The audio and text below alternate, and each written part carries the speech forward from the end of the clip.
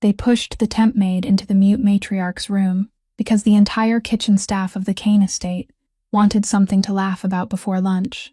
Sadie Cole was the quiet single mother in a borrowed apron, the one the household staff called too poor, too timid, and too replaceable for anyone to bother remembering her name. For 4 years, the old lady of the estate had not made a single sound. Only her thin hands drew signs into the air signs the family dismissed as the old woman's episodes. No one bothered to look. But she heard everything, every burst of laugh down the hallway, every word they said about her, because her condition had taken her voice, not her ears. That morning, the laughter died, because the maid did not back out of the room like everyone before her. She stood still, looked straight at the old woman's trembling hands and answered. Not just in fluent sign language, but in a private code that only 2 people left on this earth had ever known. The first was standing in that room. The second had been lying in a flag-draped casket for 4 years. The old woman seized her wrist, pulled away the faded fabric band, and froze at the sight of a small falcon tattoo, like a mark someone had tried very hard to forget. At that exact moment, a voice came from the doorway, low, cold, accustomed to an entire city falling silent when it spoke. Who gave you permission to touch my mother? Ronan Kane, a man even the chief of police had to make an appointment to see, had no idea that the staff's cruel little game that morning had just opened the first crack in a secret buried with his brother's casket, and he knew even less of this. The woman in the apron standing in his mother's room was the last dying message his brother had ever sent home, carried on his final breath. If stories of quiet souls carrying a lifetime of storms make you want to listen to the very end, please like, share, and subscribe to our channel, then step with us through the gates of the Kane estate. At 3 o'clock in the morning, the old apartment complex on the eastern edge of Ashport was still sunk in a darkness thick with the smell of sea salt. In the one-room apartment on the 4th floor, Sadie Cole was already awake. She was always awake before dawn, a habit her body refused to forget, even though she had spent 4 years trying to forget it. She stood beside the small electric stove, cooking the last packet of noodles left in the cupboard, and doing the thing she did every morning, with the practiced skill of someone who had turned survival into a craft. She lifted all the egg and the few thin slices of sausage into the pink bowl, with the picture of a ceramic rabbit with 1 chipped ear, Poppy's bowl. What remained, clear noodle broth with a few strands of scallion, she kept for herself. On top of the refrigerator, the glass jar with a crooked handwritten label reading Poppy's Christmas sat silent and still. The jar had once been heavy with loose change and bills folded into quarters. Now it was empty all the way to the bottom, transparent as a reminder that didn't need to speak. Sadie didn't look at it. She had learned that some things hurt more the longer you looked at them, so it was best to pass them by quickly. At 5:45, her phone vibrated. A message from Beacon Staffing, the service company that handed out work to her day by day, like handing out lottery tickets. The location for the day was only announced on the very morning the job began. That was their rule, and today the line of text that appeared made Sadie's fingers freeze in midair. Ravenhill Mansion, the Kane family, 1-week contract, janitorial position. She read it 3 times. In this city, the name Kane wasn't a name. It was a stretch of water that boats knew enough to avoid. And Sadie had more reasons than anyone in Ashport to stay away from that water. But refusing a job at the last minute meant Beacon would cross her off the list. And someone crossed off the list didn't have another packet of noodles to split in half. She closed her eyes for exactly 1 second, then sent back 2 words, I accept. At 7 o'clock, Poppy sat perched on the plastic chair, her cheeks puffed out around the last bite of egg, her little feet swinging to some song only she could hear. She was 6 years old, her hair tied into 2 uneven pigtails on purpose, because that morning she had insisted on tying them herself. She pushed the bowl of noodle broth toward her mother, frowning in the way of a tiny grown woman. Mommy, you're only eating broth. Sadie smiled, the smile she had practiced until it was perfect. I eat at work, baby. They cook really well there. Poppy nodded, believing her instantly, because 6-year-old children always believe their mothers, and that kind of faith was both a gift and a sentence for the mother who was lying. Before leaving home, Sadie sat down to retie her shoelaces. The toes of her work shoes had been peeling since the winter before, patched back together with a layer of clear glue spread so evenly it was almost invisible. Neat as the hands of someone who had glued them many times, who knew every crack in them by heart the way she knew every crack in her own life. In front of the elementary school gate, Poppy stepped off bus number 16 with her backpack on, ran 3 steps, then spun around. She lifted her little hand, spreading her thumb, index finger, and pinky into the sign for I love you, but as always, her pinky curled halfway down, turning the sign into a version that belonged only to Poppy in all the world. Sadie had never corrected her. Some mistakes were so lovely that correcting them would be a crime. She raised her own hand in answer, every angle of her fingers precise, and stood watching until the pink backpack disappeared behind the blue-painted iron gate. Then the smile on her face slowly went out, as if someone had turned down a lamp. Just before 8 o'clock, the bus dropped Sadie at the foot of the hill on the northern side of the city. Ravenhill appeared behind a row of old oaks, a massive block of gray stone looking down over Ashport Bay through windows as cold as the eyes of a night-hunting bird. The iron gate was 3 times taller than a person, its patterns twisted into the shape of black ravens. Sadie stood there longer than someone looking for work ought to stand. Every instinct in her screamed for her to turn back, that stepping through this gate meant stepping into the very water she had spent 4 years swimming away from. But behind her was the glass jar empty to the bottom, the last packet of noodles left behind on the breakfast table that morning. And ahead of her, deep inside her chest, a 4-year-old debt stirred softly, a debt shaped like a message that had never been delivered, heavy as if she had been carrying it on her shoulders for all those years. Poverty pushed from behind, the debt pulled from ahead. Sadie drew in a breath filled with salt mist and stepped through the gate.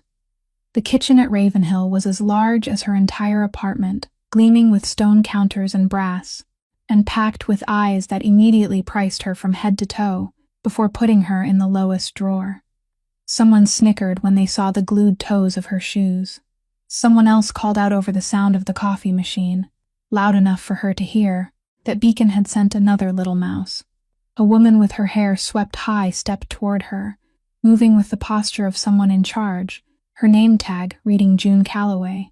She looked at Sadie as if she were an item delivered to the wrong address, then pressed a silver medicine tray into her hands, the corner of her mouth lifting into a smile Sadie would remember forever. Last room at the end of the east wing. The old mistress. Just take it up, sweetheart. Good luck keeping the job until lunch. Behind June. Someone covered their mouth. A young employee named Wesley secretly lifted his phone, half hidden and half not. Sadie looked at the medicine tray, looked at the long corridor ahead with its dark red carpet stretching into the distance, and asked nothing. She walked all 47 steps down the east wing, counting them from an old habit she couldn't break, and stopped before the final oak door. Behind it, there was a sound like something falling. Sadie placed her hand on the ice-cold brass doorknob. The door opened into a room flooded with morning light yet cold as a museum no one ever visited. On the rug beside the armchair, a tea tray lay tilted on its side, a porcelain cup shattered into 3 pieces, and in the middle of that scene sat an old woman with silver hair in a wheelchair. Her back turned to the window, her bony hands drawing urgent movements in the air that anyone in the kitchen downstairs would have called an episode of agitation.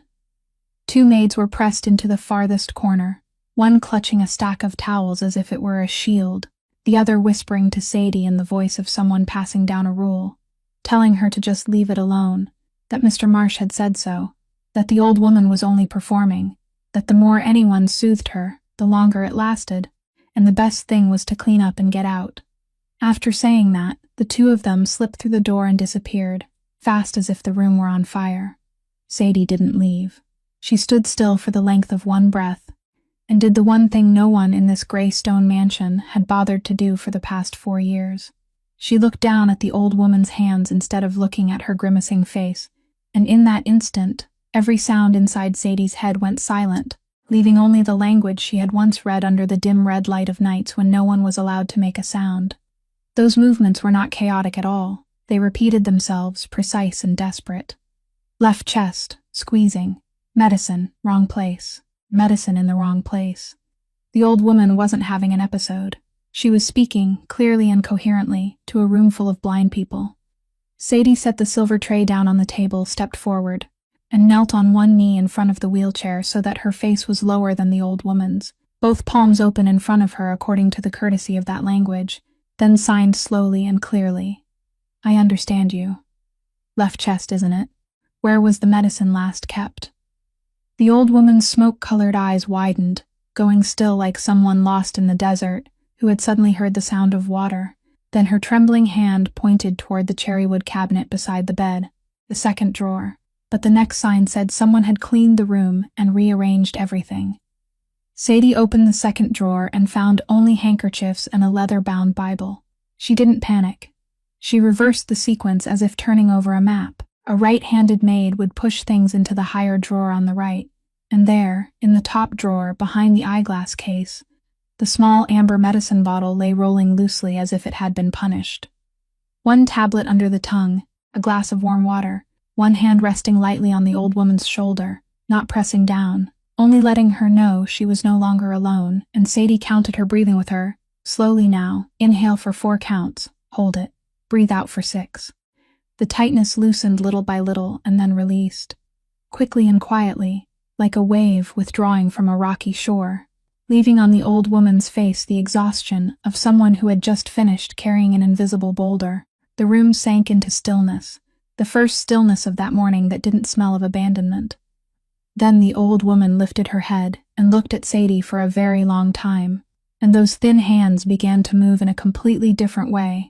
No longer standard sign language, but shorter, sharper, private as a password, and Sadie recognized every stroke before the meaning even had time to form inside her mind, because some things carved into a person by darkness and cement dust never fade. Where are you, my child? Those 3 words, the old woman signed them in a code where every clean broken line carried the handprint of a man who had once laughed inside a tunnel so his comrades would be less afraid. And Sadie understood at once that this question was not meant for her. It was the question the old woman had been throwing into empty air every day for 4 years, the way people cast letters into the ocean. She should have pretended she didn't understand. Pretending was safe. Pretending was the thing that had kept her and her daughter alive for the past 4 years. But her hands betrayed her before reason could stop them. They lifted on their own and answered with the exact sentence that man had taught her on the final night of his life. I am not lost.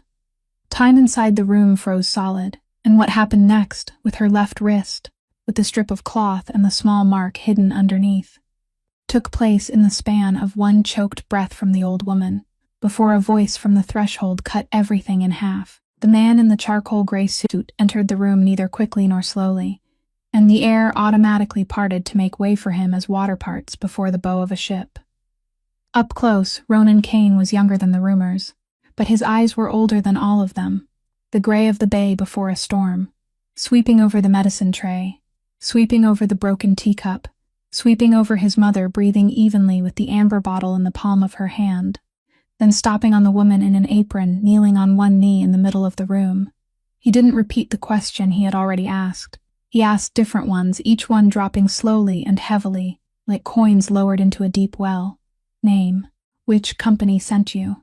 What time did you start here? Who told you to enter this room? Sadie answered each question in the flat, steady voice. She had practiced through hundreds of document checks, her eyes fixed on his tie instead of his eyes, her hands hanging at her sides in the most harmless posture she knew.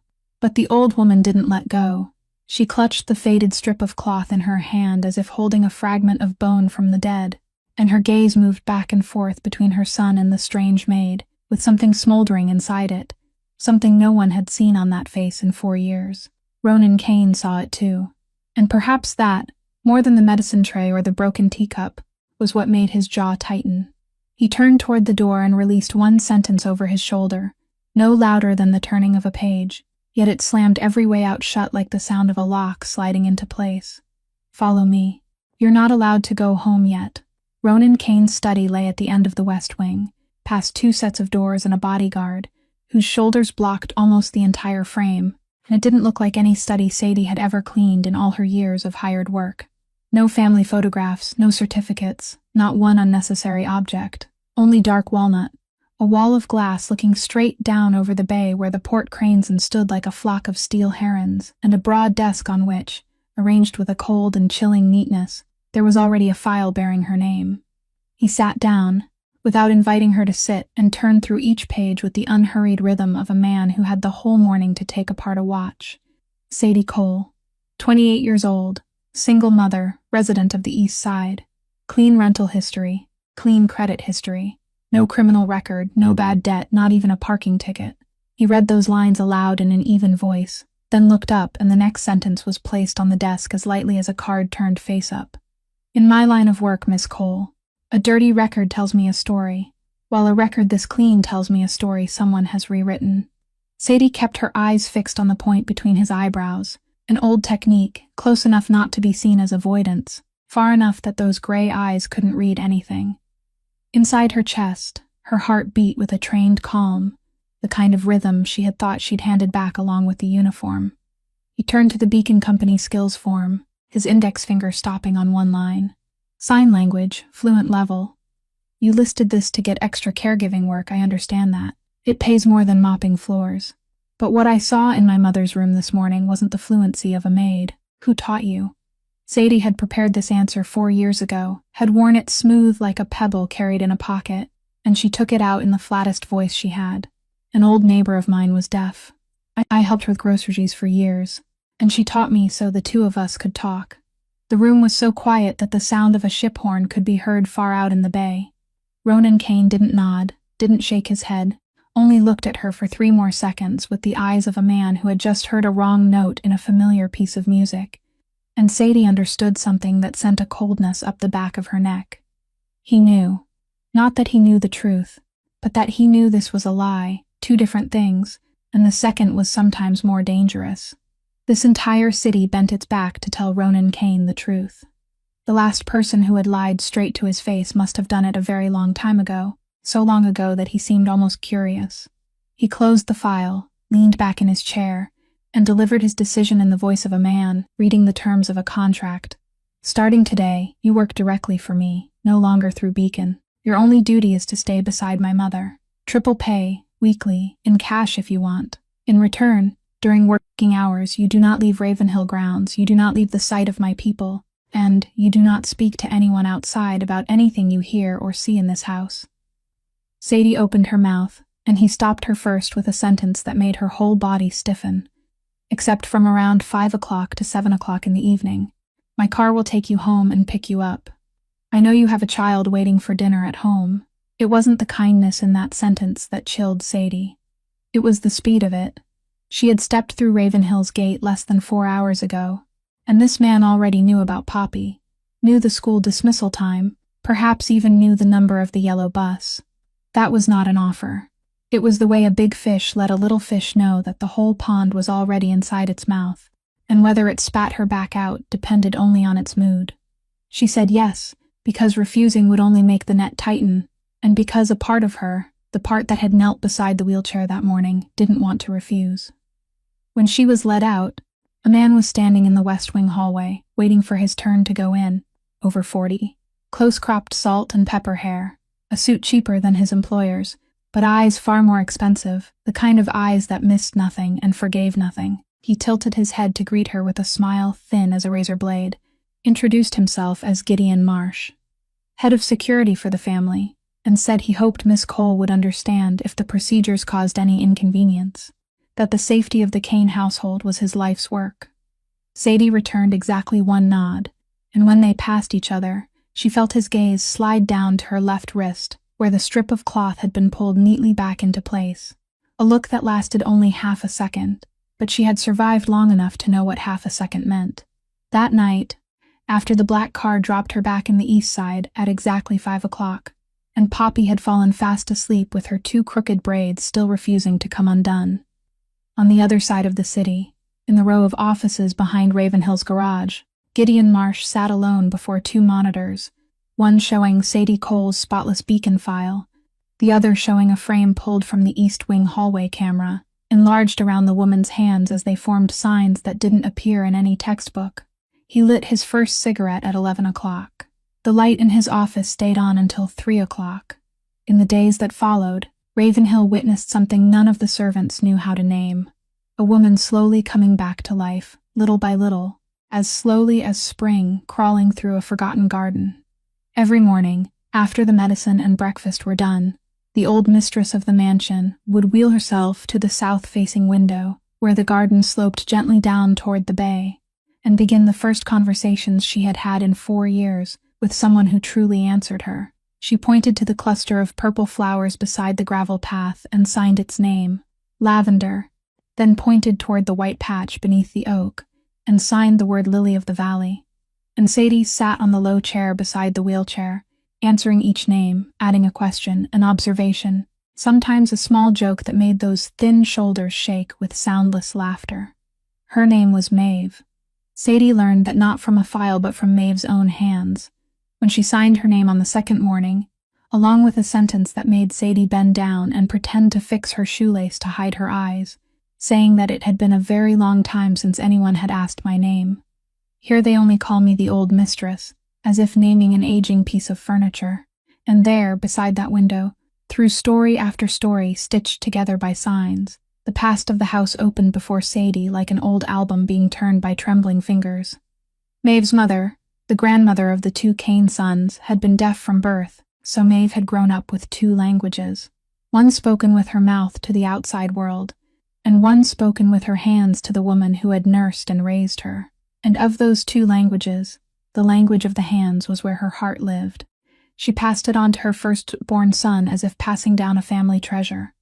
Brennan learned his grandmother's language before he was even in 1st grade, and years later, when long business trips through lands not marked on any map allowed him to call home only through flickering screens where every spoken word was forbidden or listened to, it was Brennan himself who created a shortened code from that language, shorter, more secret, understood only by mother and son, so he could tell her that I'm all right, I miss your stew, I'm counting the days until I come home, right in front of censoring eyes that couldn't read a thing.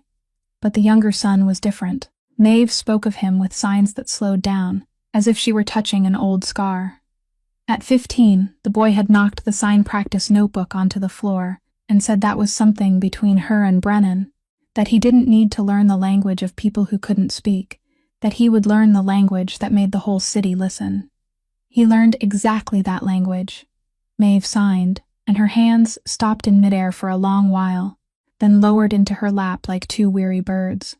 He became the man the whole city had to listen to, while his mother became the person he could no longer hear. That afternoon, when the sunlight slanted across the garden and gilded the edges of the lavender beds, Maeve was teaching Sadie how people from this region signed the name of the wild asters that grew on the cliffs by the bay, when her hands suddenly changed direction halfway through, turning to take both of Sadie's hands, squeezing them with the little strength of her 64 years, and signing one word at a time carefully, as if carving into stone, that for 4 years I have spoken to my son every day with these hands. Every morning I have asked where he is, and for 4 years that room has answered me only with silence.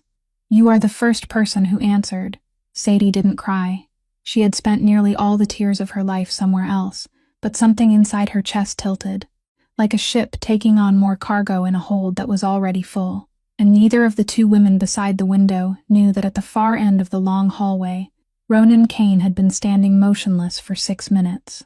He had come by the east wing, intending to spend only 1 minute confirming the daily report, but what he saw had nailed him to the floor. His mother was laughing, truly laughing, her shoulders shaking, and her face bright in a way he had thought had been buried with the summers of his childhood. And she was laughing because of hand movements he looked at and saw only a blank white wall. The man who owned 3 docks, 17 companies, and the fear of an entire city stood outside his mother's conversation like a beggar standing beyond the glass of a restaurant window. He turned on his heel before anyone could notice, and his footsteps that day were heavier than they had been the day before. But if something inside Ronan Kane had shifted, the outside world was not allowed to know it, because that very afternoon Sadie was ordered to bring coffee down to the study and became the unwilling witness to a trial. The man standing in the middle of the rug was the manager of dock number 3, a man broad as a table, with hands full of gold rings, sweat spreading across his collar, explaining that the missing containers were only an accounting mistake. Ronan Kane didn't interrupt, didn't raise his voice, only waited until the man had spoken himself dry, then opened a drawer and took out 2 things, placing them side by side on the desk, a one-way plane ticket and a thin folder, whose cover color alone made the manager's face go pale.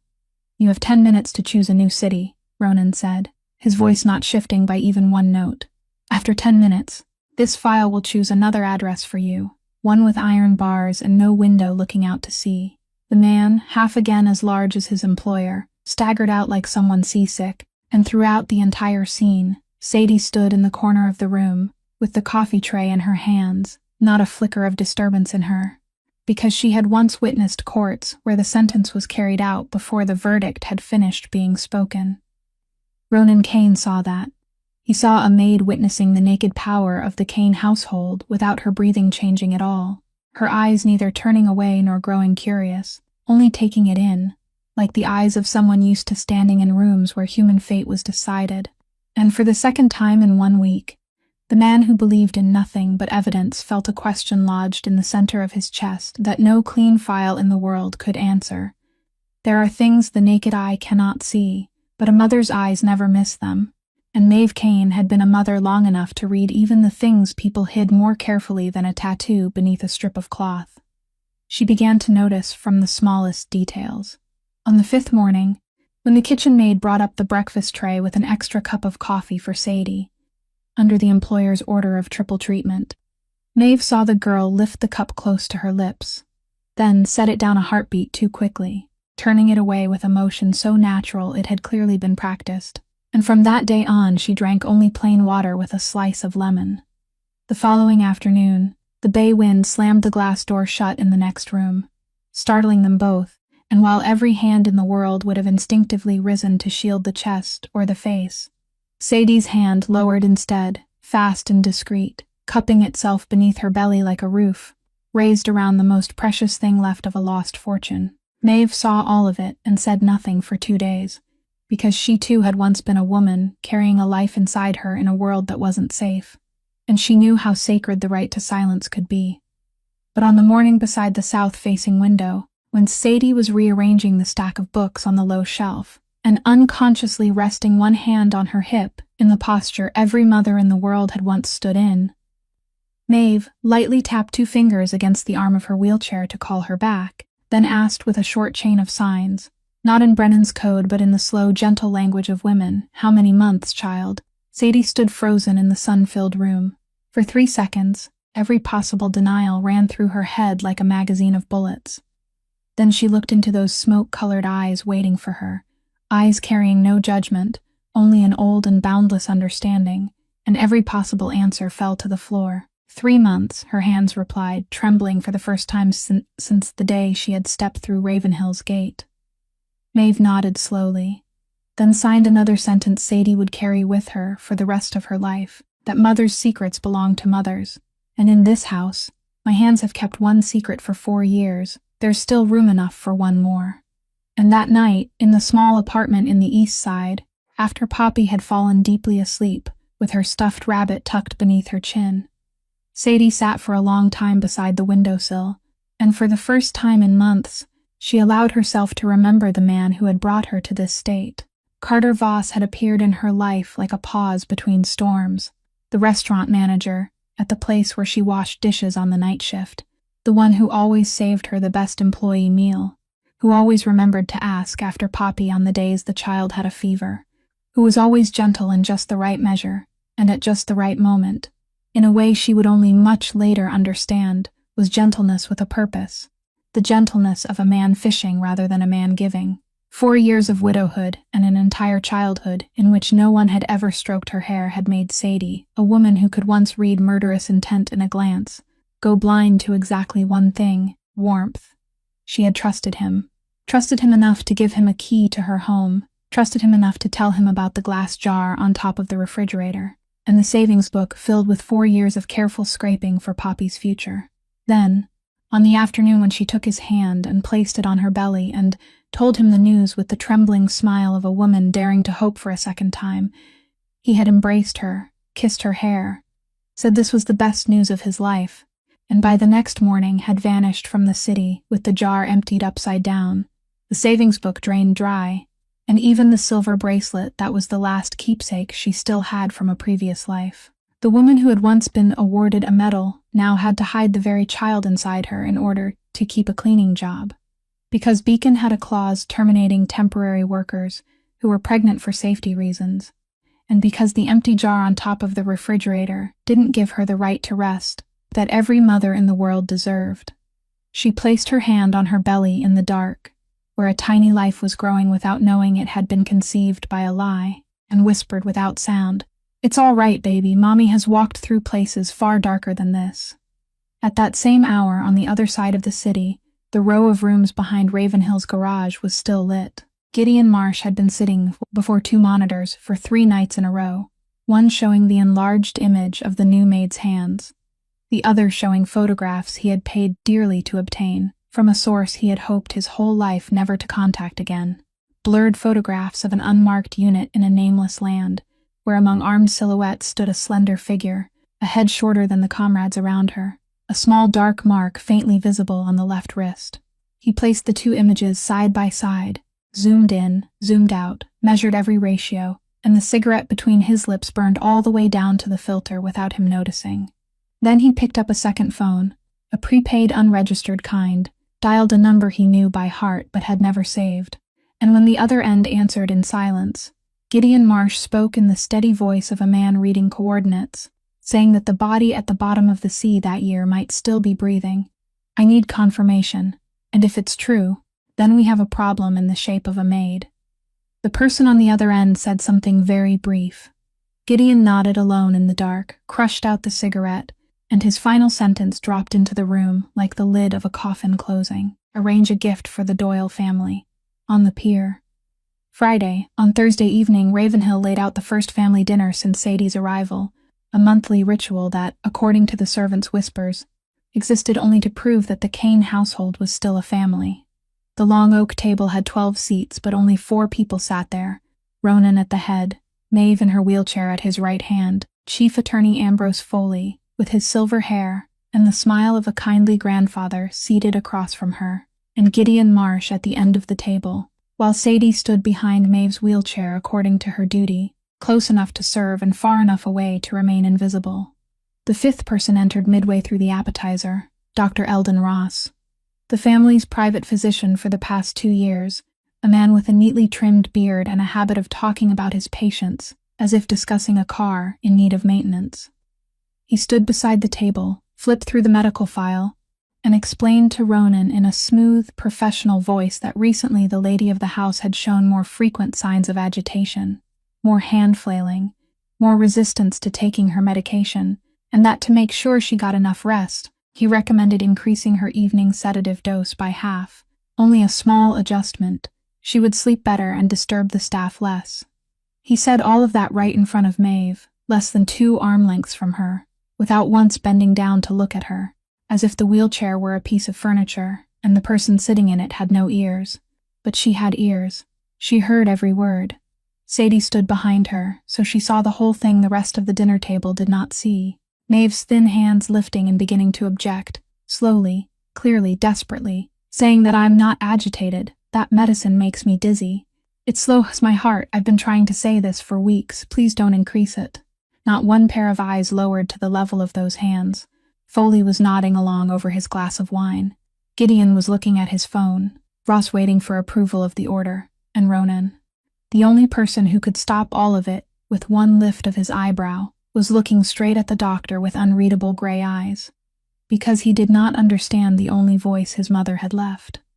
Then everything happened very quickly. The evening sedative Ross had given her before dinner, to prove its effectiveness, began turn against him in the middle of the main course, and this time it was not the dull chest pain from that morning, but a collapse of the whole body. Maeve's complexion turned ash-gray within seconds. Her head sagged to one side, the silver spoon slipped from fingers that had suddenly gone limp, and her breathing slowed, growing shallow, growing thin and far apart, like the sound of waves at low tide. Ross sprang to his feet but froze there, stammering that it was only low blood sugar.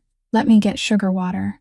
And it was that very moment of hesitation from a man in a white coat that dragged Sadie across the boundary she had sworn never to cross again. She pushed the chair aside, stepped up level with the people she was not allowed to stand level with, pressed 2 fingers to Maeve's carotid artery, glanced at the clock on the wall, and her voice shifted into a register no one at Ravenhill had ever heard, low, sharp, without a single unnecessary note. "Pulse 42, breathing 8 times a minute. This isn't low blood sugar. This is a sedative overdose on top of a weak heart. If you give her sugar water right now, she'll choke. She lowered the back of the wheelchair to an angle, turned Maeve's head to one side to open the airway, loosened her collar, her hands working through a sequence carved into bone, rather than learned from books.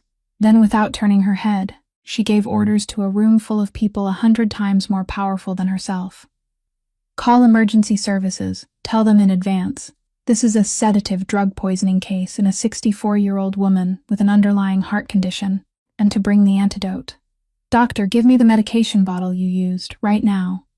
Ross obeyed a maid in front of the entire Kane family, and for 4 minutes that felt as long as 4 years, Sadie kept Maeve's breathing steady with her own even-counting voice, one hand never leaving the old woman's wrist as she monitored her pulse, until the emergency team burst in, and Maeve had regained enough color to weakly clutch the edge of Sadie's apron. When the stretcher was pushed into the foyer with Maeve stabilized on it, Ross followed Ronan closely, trying to explain himself, saying that an individual reaction was a risk no one could predict, that he had treated her according to protocol with a declining patient unable to report her symptoms for herself. Sadie, who was folding the thin blanket, heard that and straightened her back, and her sentence fell into the marble foyer, every word clear. She has been answering you for 4 years. The fault isn't that she lost her voice. The fault is that no one used their eyes to listen. The whole foyer went utterly silent. Foley gently set down his glass of wine. Gideon looked up from his screen for the first time that evening, and Ronan Kane looked at Sadie for 3 very long seconds, then turned to Dr. Ross. And what happened after that made Sadie understand that the monster of this city had never needed fangs. He did not shout, did not threaten, did not banish anyone from any city. He simply took out his phone, pressed a saved number, and spoke to someone on the other end in a voice as even as someone reading a menu to a chef. Hello, Dr. Whitmore. Sorry to call at this hour. I have something I need to send to the state medical board. 2 years of prescription records from Dr. Eldon Ross for a patient who had lost the ability to use speech. Every prescription, every dosage, every approval signature, along with video from tonight. I'll send it within 1 hour. The rest is a matter of process. He hung up, slipped the phone into his inner pocket, and said his final sentence to Ross without bothering to look at him. Don't worry about having to leave the city. You'll be staying here for a very long time. Only no one will be calling you doctor anymore. Ross stood there with both arms hanging at his sides, not a single hair on his head touched, yet looking as if he had just been skinned alive. And Sadie suddenly understood why all of Ashport lowered its voice when speaking the name Kane. Some people punish with fists. This man punished by erasing you from your own life, politely, cleanly, without leaving a fingerprint. That night, in the black car taking her back to the east side later than usual, Sadie watched the harbor lights drift past the window and asked herself a question more dangerous than any other, that if a man could be both the monster of an entire city and the son standing helplessly outside his mother's conversation, then which part of him was real? On Friday, the hospital confirmed that Maeve was stable enough to be discharged, and Ronan Kane decided to personally go pick up his mother, something that, judging by the undisguised surprise in the bodyguard's eyes, he hadn't done in 4 years. Sadie was ordered to go with them, because no one in the entire convoy except her could speak the old mistress's language, and because after Thursday night, every matter related to Maeve had naturally begun flowing toward her, like water seeking low ground.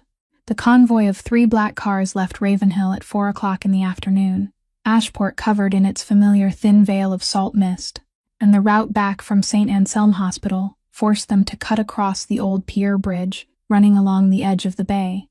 A narrow 2-lane stretch, caught between a steel railing overlooking the gray water on one side and a row of rusted sheet metal warehouses on the other, abandoned since the days when the port had still been prosperous. Sadie sat in the middle seat of the second car, beside Maeve, who was dozing beneath a thin blanket spread across her knees, across from Ronan, who was reading something on his phone, and it was precisely because she was sitting in that position that she was the first to see what was wrong.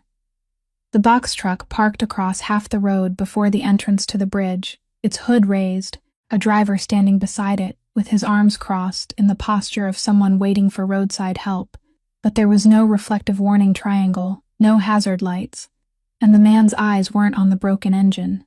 They were counting cars. Sadie hadn't even had time to open her mouth before the first explosion tore the afternoon apart. The lead car jerked to a halt as both front tires burst at once, and from the gap between the two warehouses, muzzle flashes flickered like welding sparks. The bullet-resistant glass beside the receivers of the second car, blooming into a milky white spiderweb. Then a second spiderweb spreading over the first.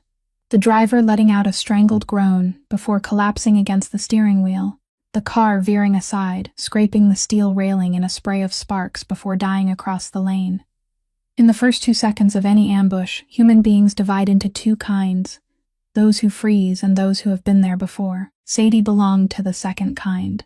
Her body acted before thought, one hand pressing Maeve's head down below the window line and tucking the blanket around her like a padded nest, the other grabbing Ronan Kane by the collar and yanking him off the seat and down onto the floor of the car at the exact instant. The window where his head had just been resting bloomed with another flower of cracks, and her voice rang through the cabin unlike any voice he had ever heard from her. Not loud, not panicked, each word short and heavy as paving stone. Stay below the glass, no one sits up, no one opens the left door. Then she crawled through the gap between the 2 rows of seats to the front, pulled the gasping driver away from the steering wheel, and into the passenger seat, one hand pressing hard against his shoulder, where blood was soaking through the fabric, her eyes sweeping over the shattered rearview mirror, over the blind spot between the warehouses, over the rhythm of gunfire that was thinning out with deliberate calculation, and her trained mind read the battlefield like reading an open page. 2 firing positions, elevated range, downward cross angle. They're locking the bridgehead but not advancing. They don't plan to swarm in, they're forcing the convoy to bunch up in one place. "Tie," she said to Ronan without turning her head. "Give me your tie, right now."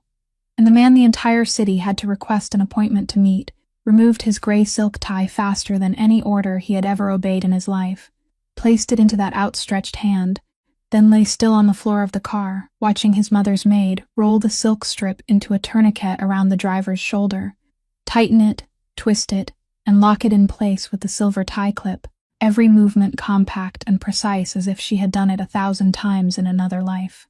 "They've left the right lane open," Sadie continued, her voice still even as a count.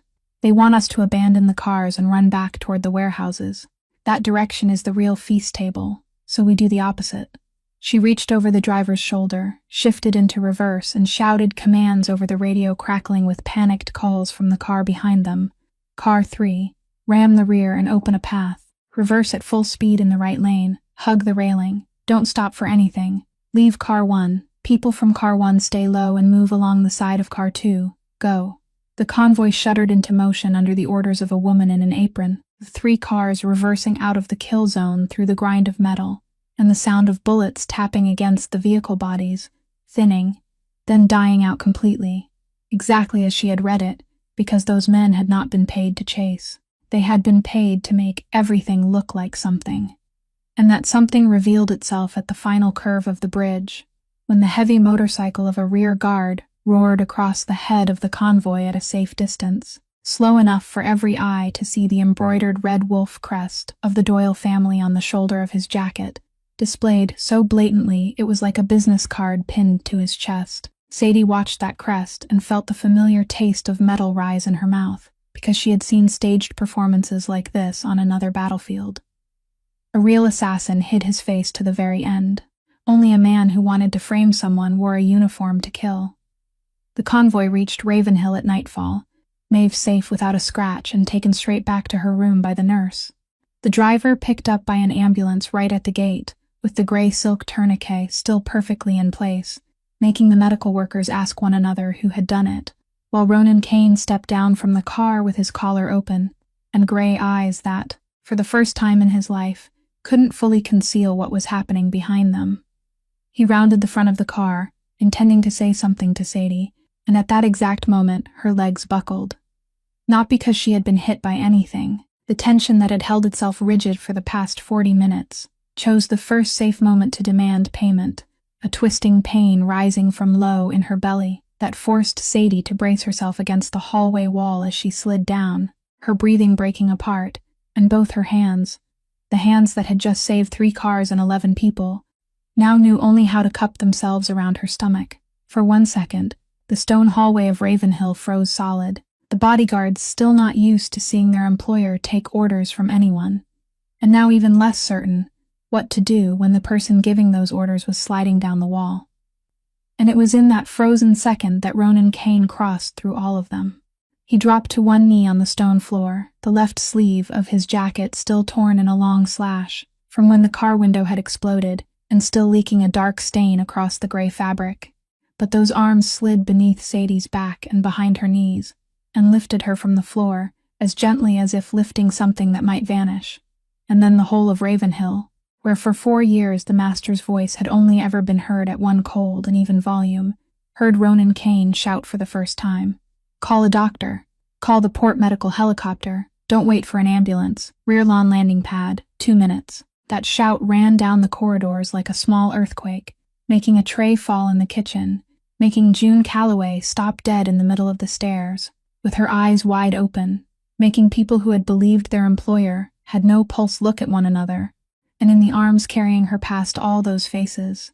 Sadie tried to say through broken breaths that I'm all right, it's only a cramp, I just need to be checked, while the man carrying her answered with exactly one sentence. His voice lowered now, but harder than it had been when he shouted, saying that you gave orders for 40 minutes on that bridge. The next 40 minutes belonged to me. The helicopter painted in the colors of the Kane Port Company lifted off from the rear lawn just as the mansion lights came on, and at St. Anselm Hospital. People witnessed something that would be retold during night shifts for years afterward. Ronan Kane stood in the middle of the emergency lobby, one hand still marked with the driver's dried blood, called the private number of the head of obstetrics directly, and when the sleepy doctor on the other end said it was 3 o'clock in the morning and she was off duty, he answered in that familiar menu-reading voice, Dr. Hale, this is Ronan Kane.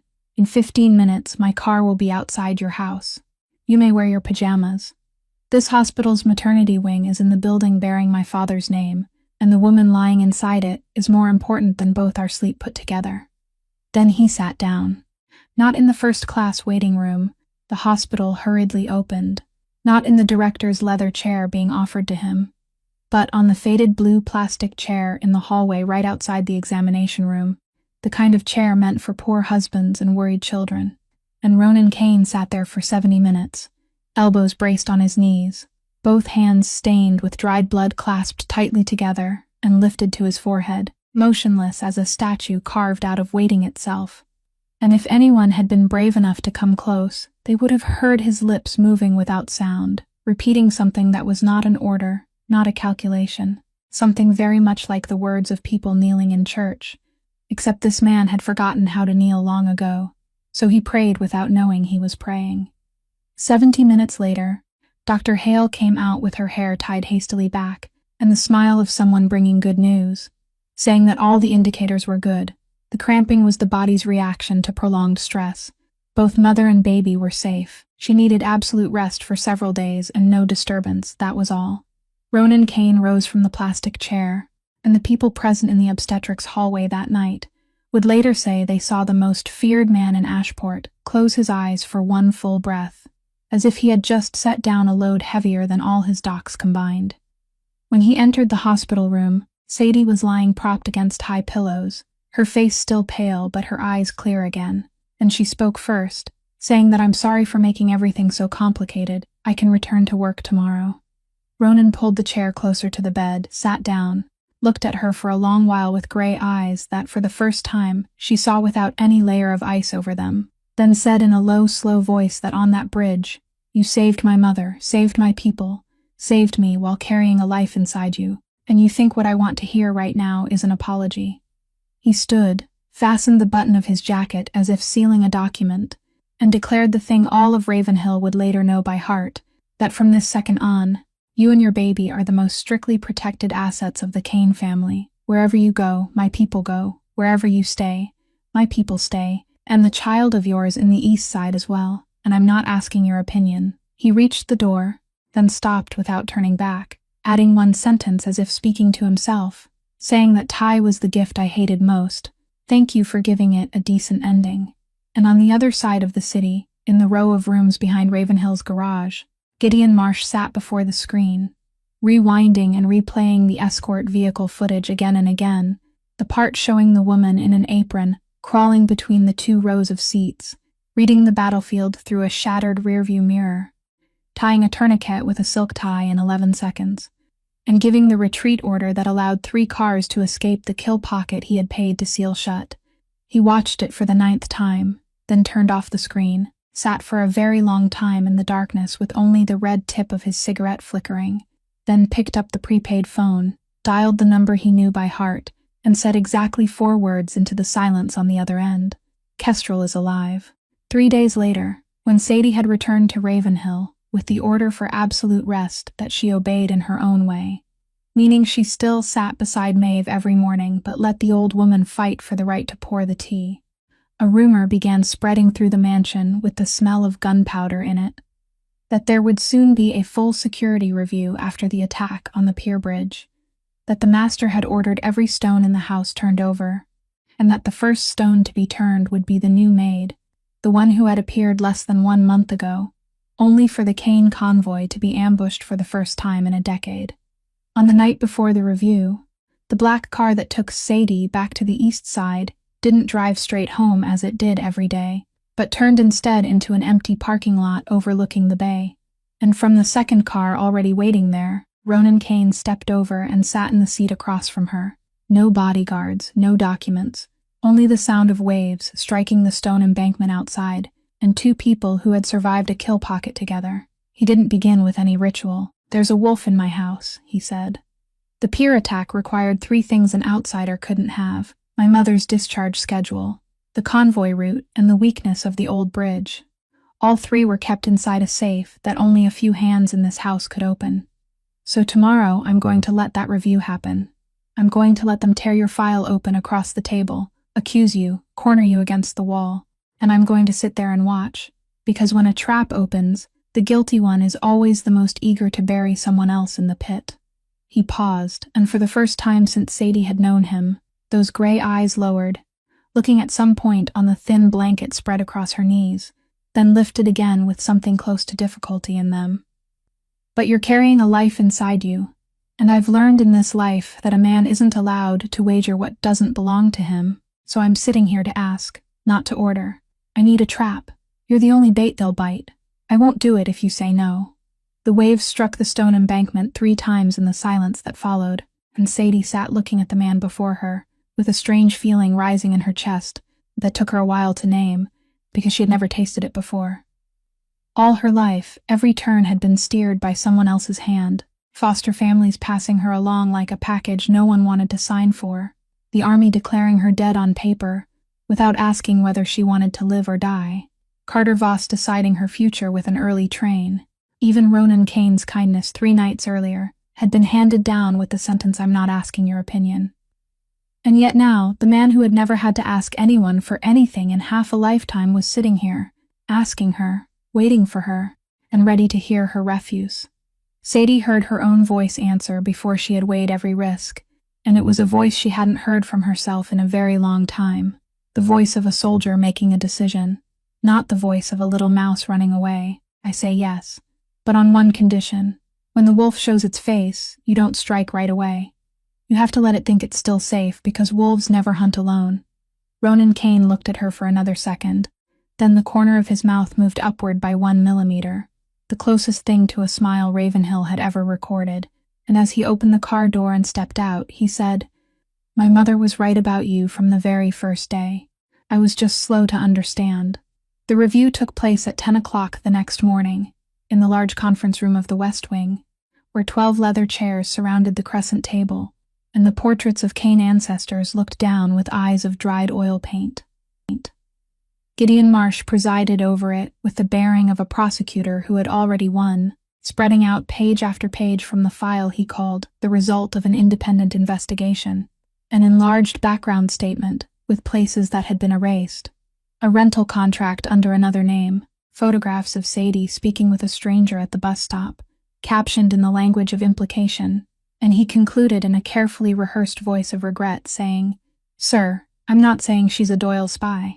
I'm only saying every misfortune suffered by this family began the day she stepped through the gate, and in my profession there's no such thing as coincidence. Around the table, heads nodded with the inertia of employees. June Calloway sat in the row of chairs against the wall, reserved for household-level managers, her hands twisting together in her lap, her eyes moving between the file and the strangely calm face of the maid standing in the middle of the room, and anyone sharp enough would have seen that several times she seemed about to speak, then stopped, like someone standing at the edge of cold water, not yet daring to dip a foot in. The only gentle person in the room, as it turned out, was the silver-haired old man seated at the master's right hand. Ambrose Foley waited until Gideon had exhausted his speech, then removed his reading glasses, wiped them with a silk handkerchief, and spoke in the warm, mild voice of a grandfather calming hot-headed grandchildren, saying, Now, Gideon, we're all under strain after what happened. But look at this young woman, a mother with the whole world on her shoulders.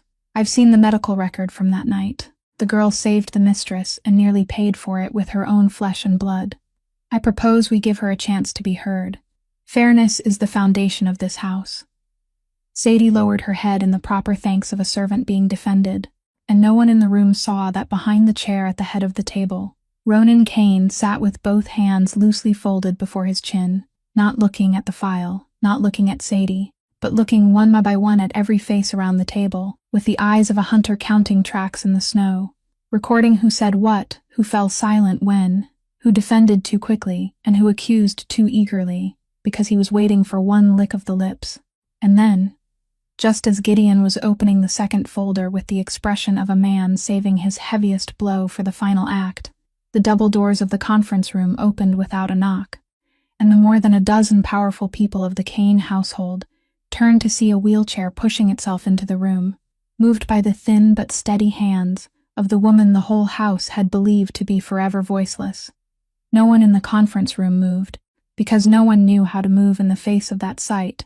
The old mistress of Ravenhill, the woman who for 4 years had only been seen through the frame of a sick room door, or on the walking path with a nurse pushing behind her, was wheeling herself across the threshold of the most powerful room in the family.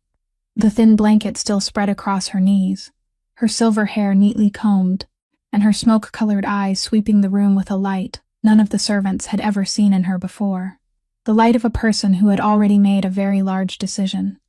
Gideon Marsh reacted first. He stepped away from the position of presiding officer with a gentle smile and the voice of a devoted house steward, saying, "Madam, you shouldn't leave your room without a nurse. Let me have someone take you back to rest. What's happening here is only dull internal business." Maeve Kane did not look at him even once. She wheeled past him as if passing an empty chair, moved into the center of the room, stopped in the open space right beside where Sadie was standing, turned the wheelchair to face the crescent table, and all the faces around it, then placed both hands on the armrests, and did the thing the 3 leading specialists in the state had once signed documents declaring she would never be able to do again. She spoke. The first sound did not come out as a complete word. It broke from her throat like a rusted hinge forced open with every bit of strength she had, hoarse, distorted, trembling. The sound of an instrument, forgotten for 4 years in a damp attic, now being drawn into its first note, and it raised gooseflesh along every arm in the room before anyone could even understand what it was. Then she drew breath a second time, deeper, more painful, and this time the name came out clearly, each syllable spelled by all 4 years of silence gathered into one place. Brennan. The reading glasses in Ambrose Foley's hand stopped halfway through being wiped. One senior manager dropped his pen and didn't pick it up. June Calloway lifted both hands to cover her mouth and kept them there, tears streaming through her fingers without her noticing, and Ronan Kane rose from the chair at the head of the table slowly, as if being pulled upward by an invisible cord.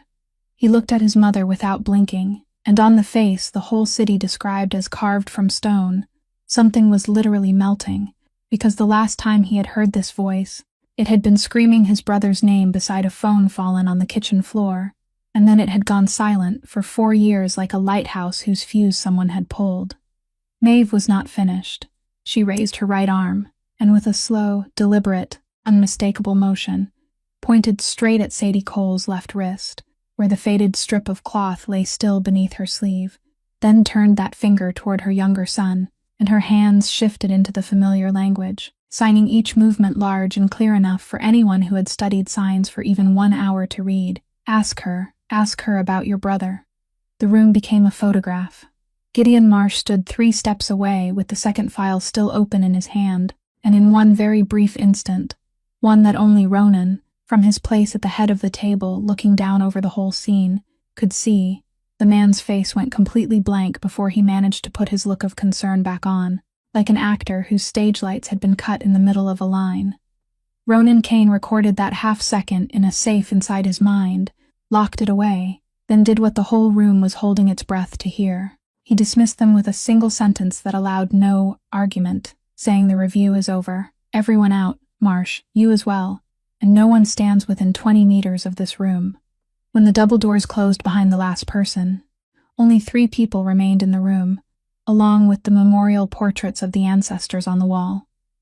Ronan stepped down from the head of the table, came to kneel on one knee in front of his mother's wheelchair, took the 2 hands that had spent every last bit of strength on a single name, and pressed them to his forehead for a very long time. Then he lifted his head, looked at Sadie, and asked in the voice of a man who had already made room for every worst possible answer, "You knew my brother." Sadie looked at the woman who had burned through 4 years of silence to open a path for her, looked at the man kneeling on the floor with eyes that were no longer the eyes of a boss, and she understood that the door she had been bracing her back against for 4 years had just been lifted off its hinges by the hand of fate itself. She unwound the strip of cloth from her wrist, letting the falcon mark show beneath the conference room lights, and spoke in the calm voice of someone setting down a burden she had carried for far too long. "I was there. The night your brother died. I was the last person with him. And I need you to hear this clearly before anything else. He didn't betray anyone. I don't know what they told you, but Brennan Kane didn't sell out his comrades. He was the one who was sold out." Ronan Kane stood very slowly, and when he spoke his voice dropped, so low it was almost no longer sound, but a movement of air, the kind of voice that those who had once heard it learned never to want to hear again. "By whom?"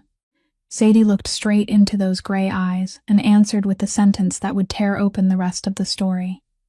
"The answer is in what I've kept for 4 years.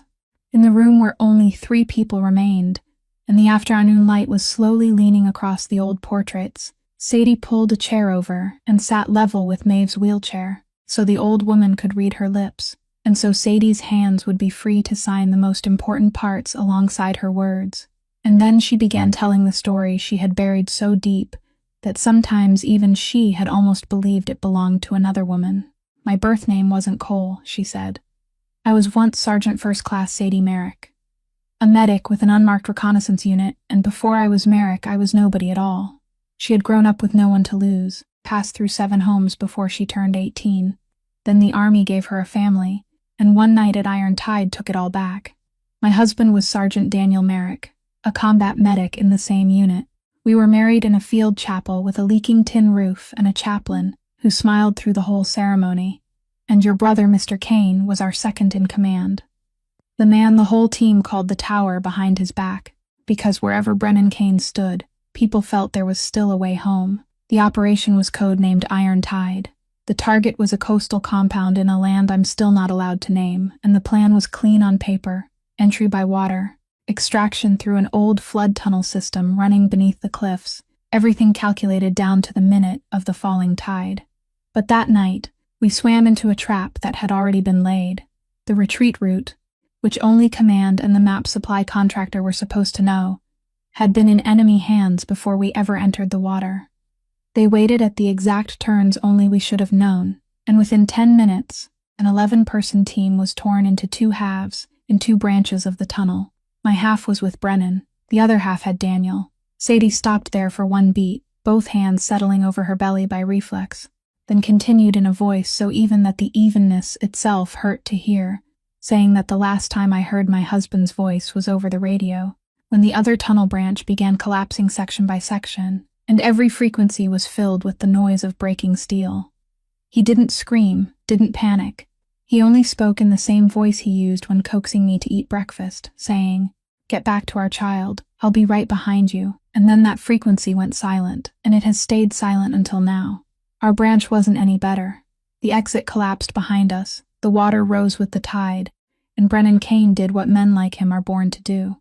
He pushed all 6 survivors from both branches toward the only breathing escape slit left, then turned back alone to hold the narrow stretch of tunnel where the enemy was feeling its way toward us, trading himself for 11 minutes.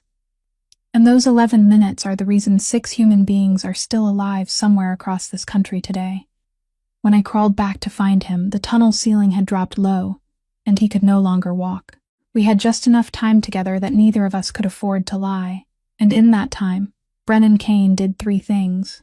He took off the dog tag hanging around his neck, showed me the tiny groove along the edge where the tag had been milled hollow and sealed, and said, "Everything is in here, the names, the money trails, the signatures that sold our retreat route.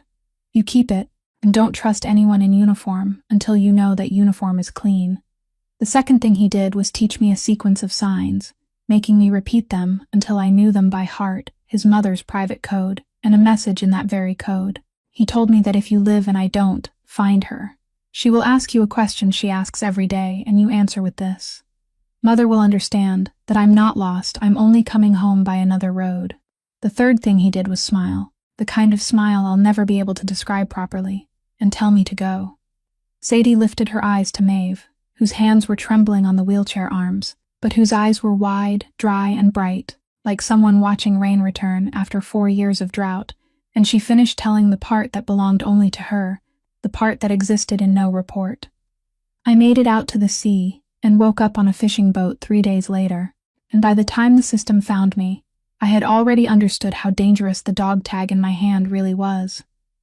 The names inside it had arms reaching all the way into the highest offices, so they gave me a choice that wasn't a choice. Sergeant First Class Sadie Merrick was killed in action with her husband and comrades.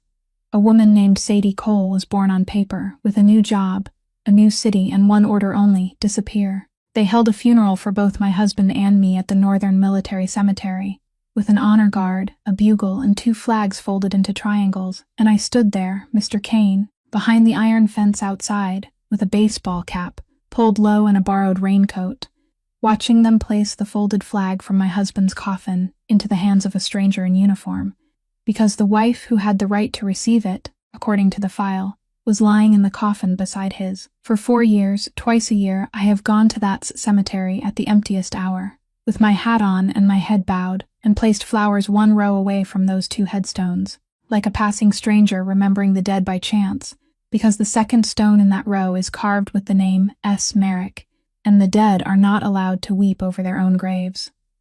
The room went silent for a very long time after that sentence. Maeve Kane slowly lifted both hands, not signing anything, only opening them wide, and Sadie understood that language that needed no learning.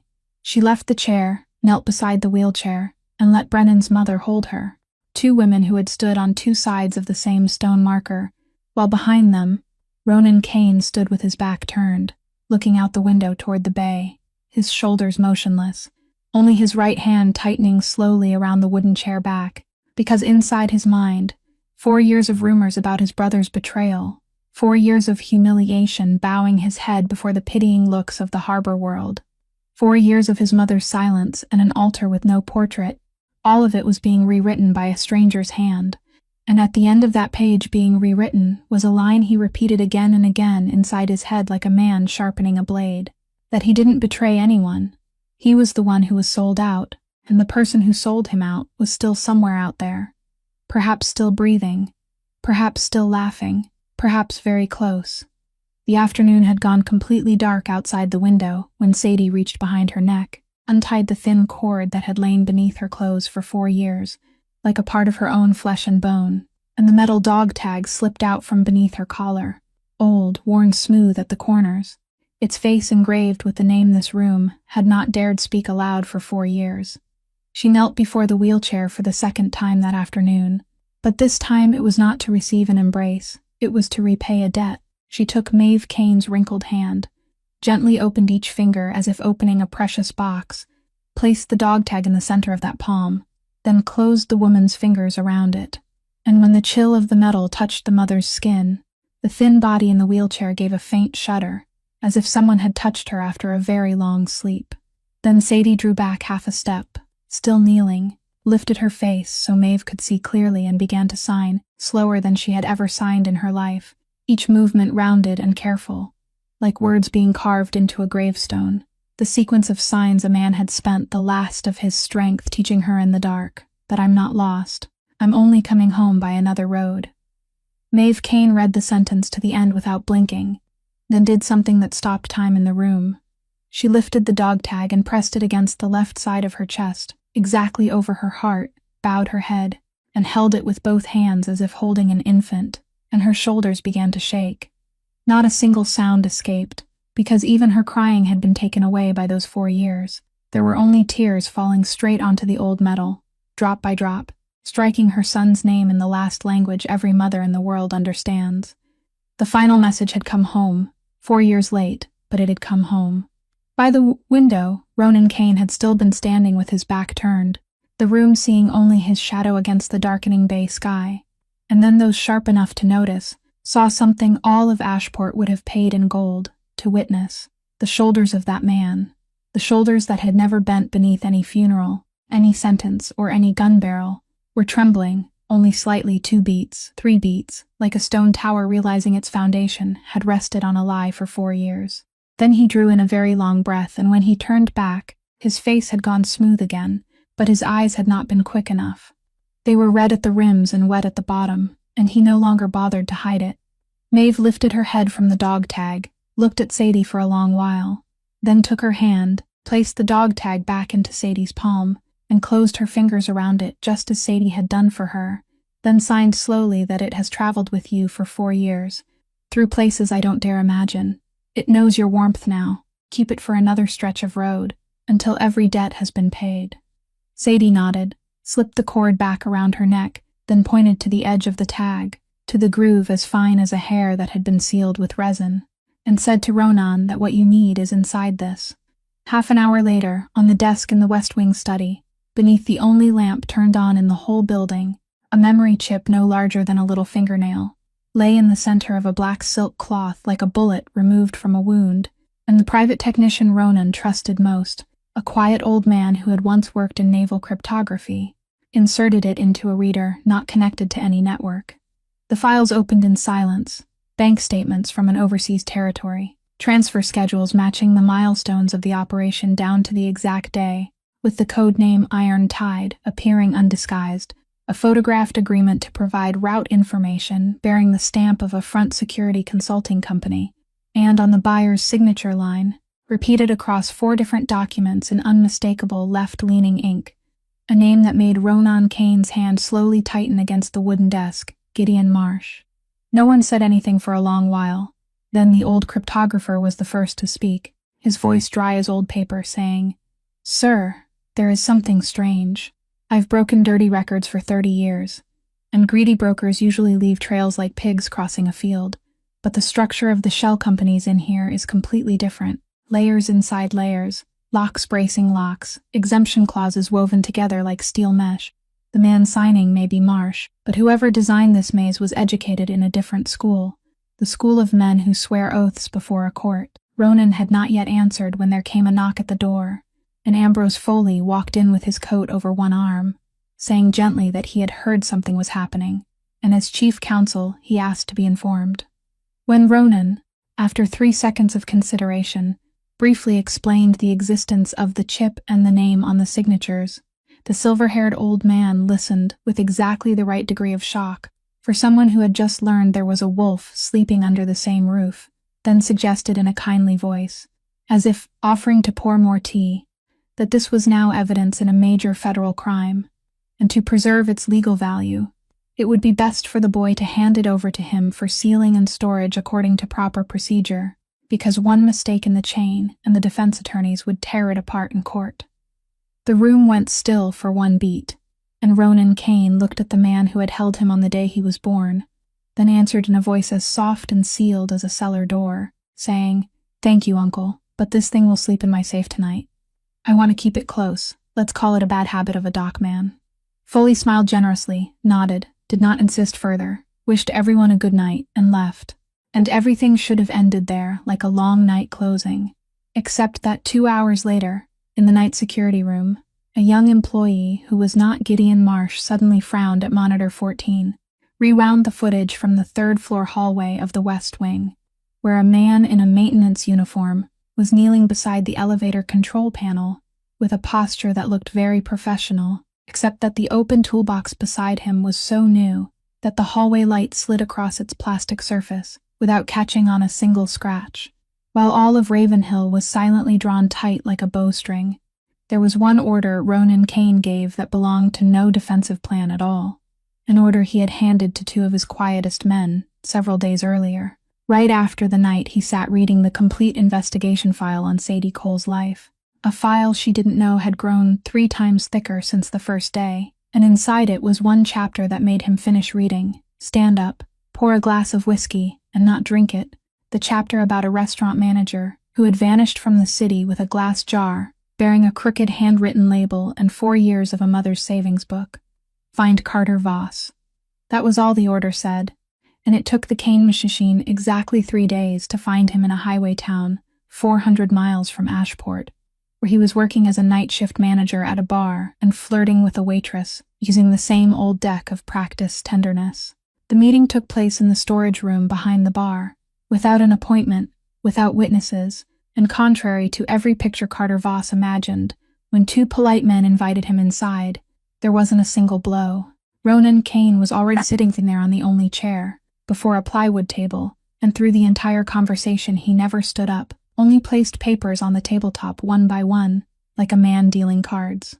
The first sheet was a statement reconstructed down to the last cent, $742 in loose change, and bills folded into quarters from a glass jar. $4,600 from a savings book, opened, with wages earned washing dishes on the night shift. An old silver bracelet valued at $20, in a pawn shop on Harrow Street that he had sold for $15. Carter Voss looked at those numbers and began to sweat, because there was something colder than any threat in the fact that a stranger knew the exact amount of those $15.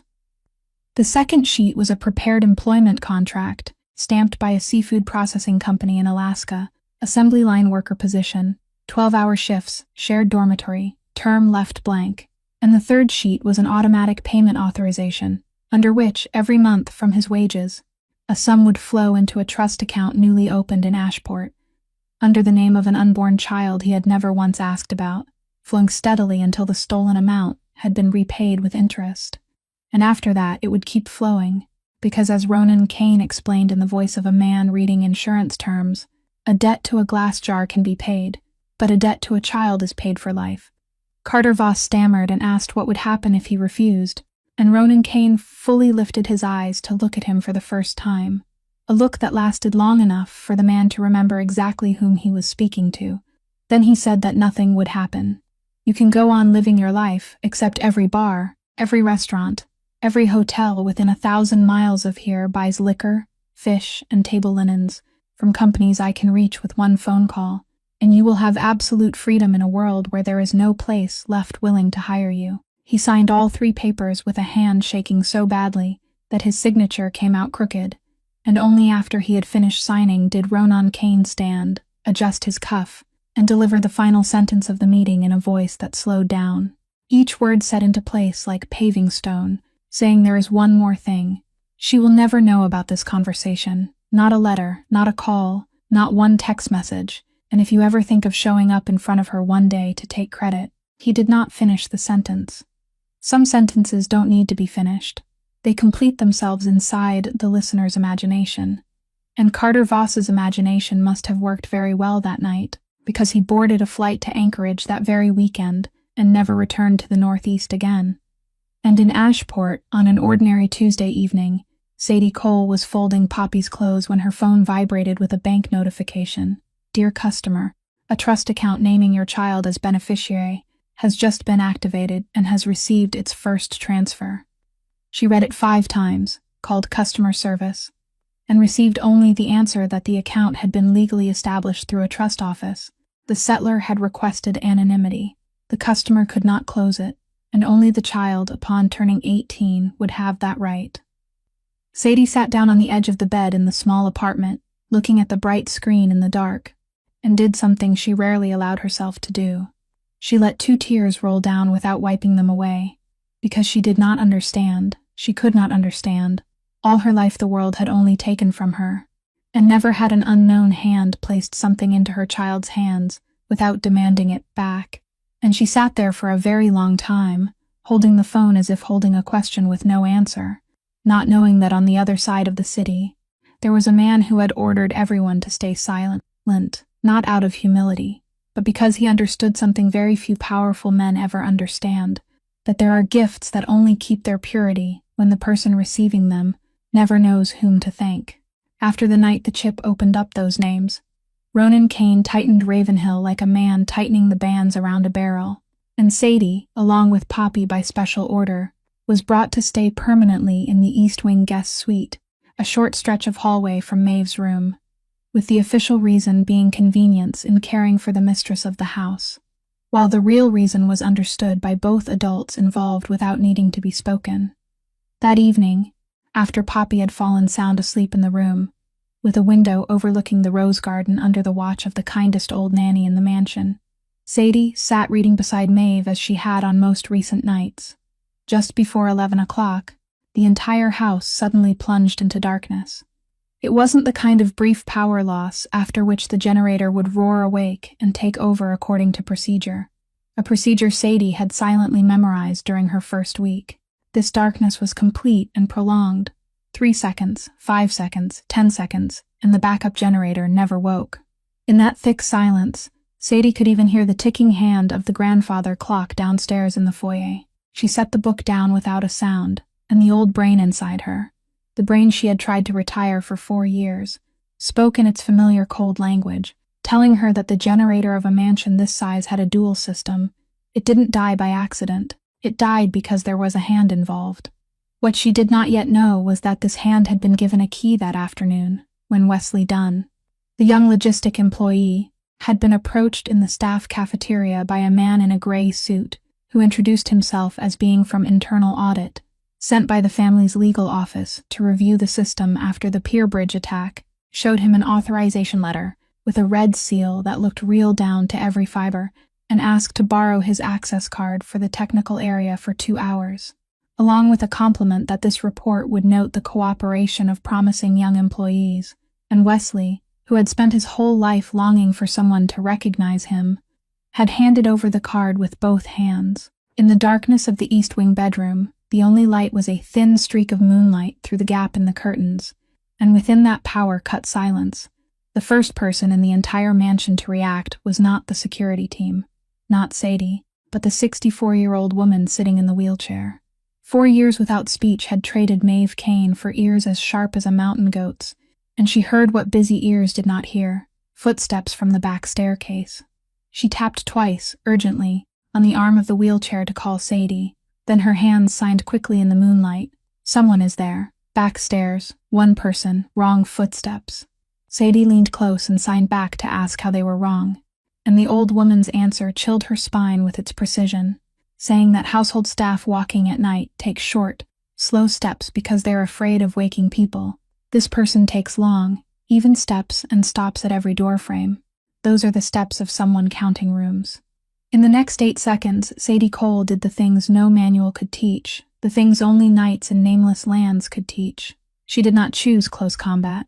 Her body now carried 2 lives, and she knew her limits clearly, so she chose the oldest weapon of those weaker in strength, terrain. She pushed Maeve's wheelchair into the inner dressing room of the suite, the only room with a solid core wooden door and no windows, pressed into her hand a phone already set to call the emergency number of the outer security team leader, a type that used a private signal independent of the power grid, then locked the door connecting to the service hallway, tilted the nightstand beneath the main doorknob at the exact angle, where a kick would only drive it deeper into the wooden floor, powered off every light-emitting device in the room, and finally did the thing that made the man approaching commit his first mistake of the night. In the stretch of hallway leading into the East Wing suite hung an antique mirror in a gilded frame.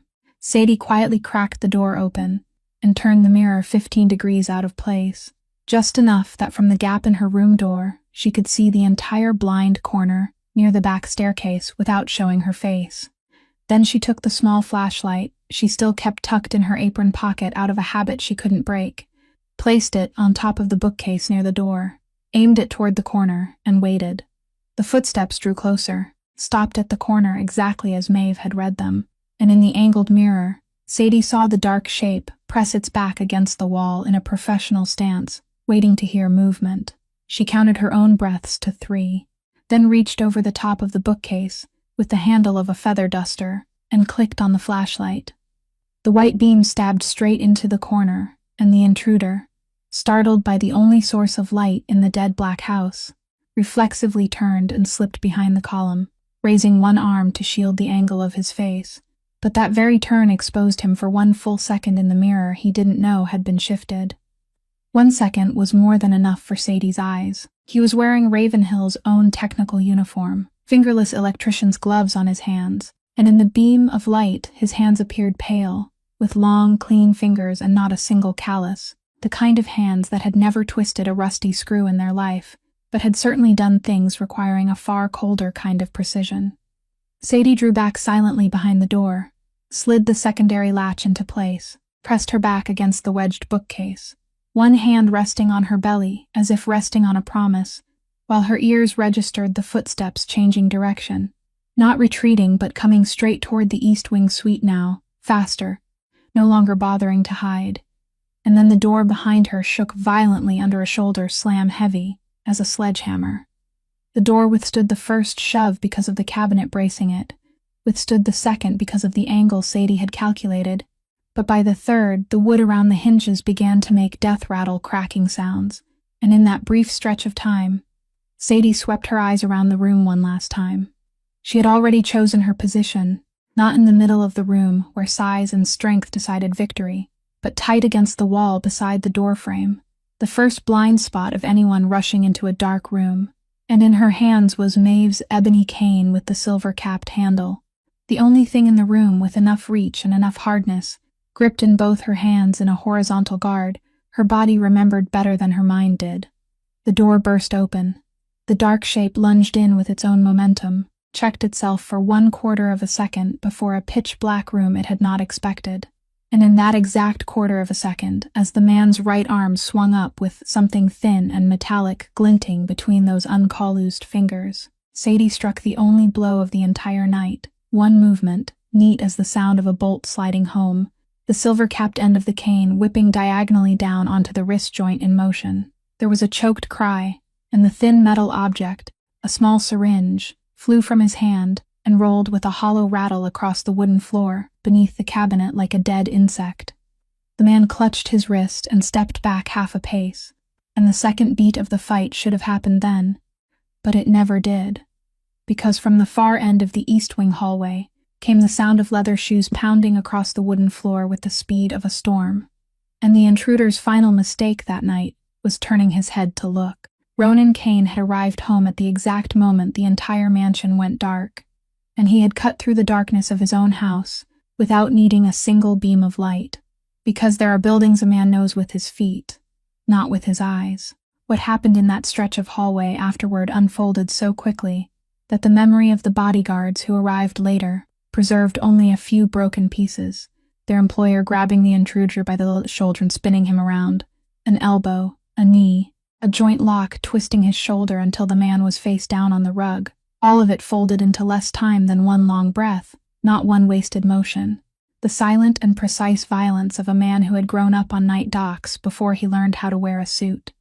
And when the handheld emergency lights of the security team shone in, they saw Ronan Kane kneeling on one knee, pinning the stranger's back beneath him, hair fallen over his forehead, and at the other end of the hallway stood Sadie Cole.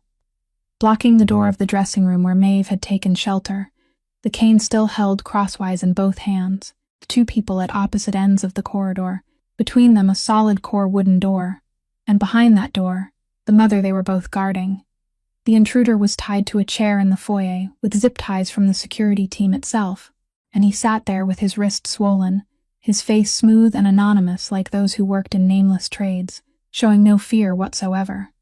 The questions from the security captain slid over him like water over taro leaves, until Ronan stepped forward, and the man lifted his eyes to look at the boss of Ashport, with something almost like amusement, releasing exactly one sentence.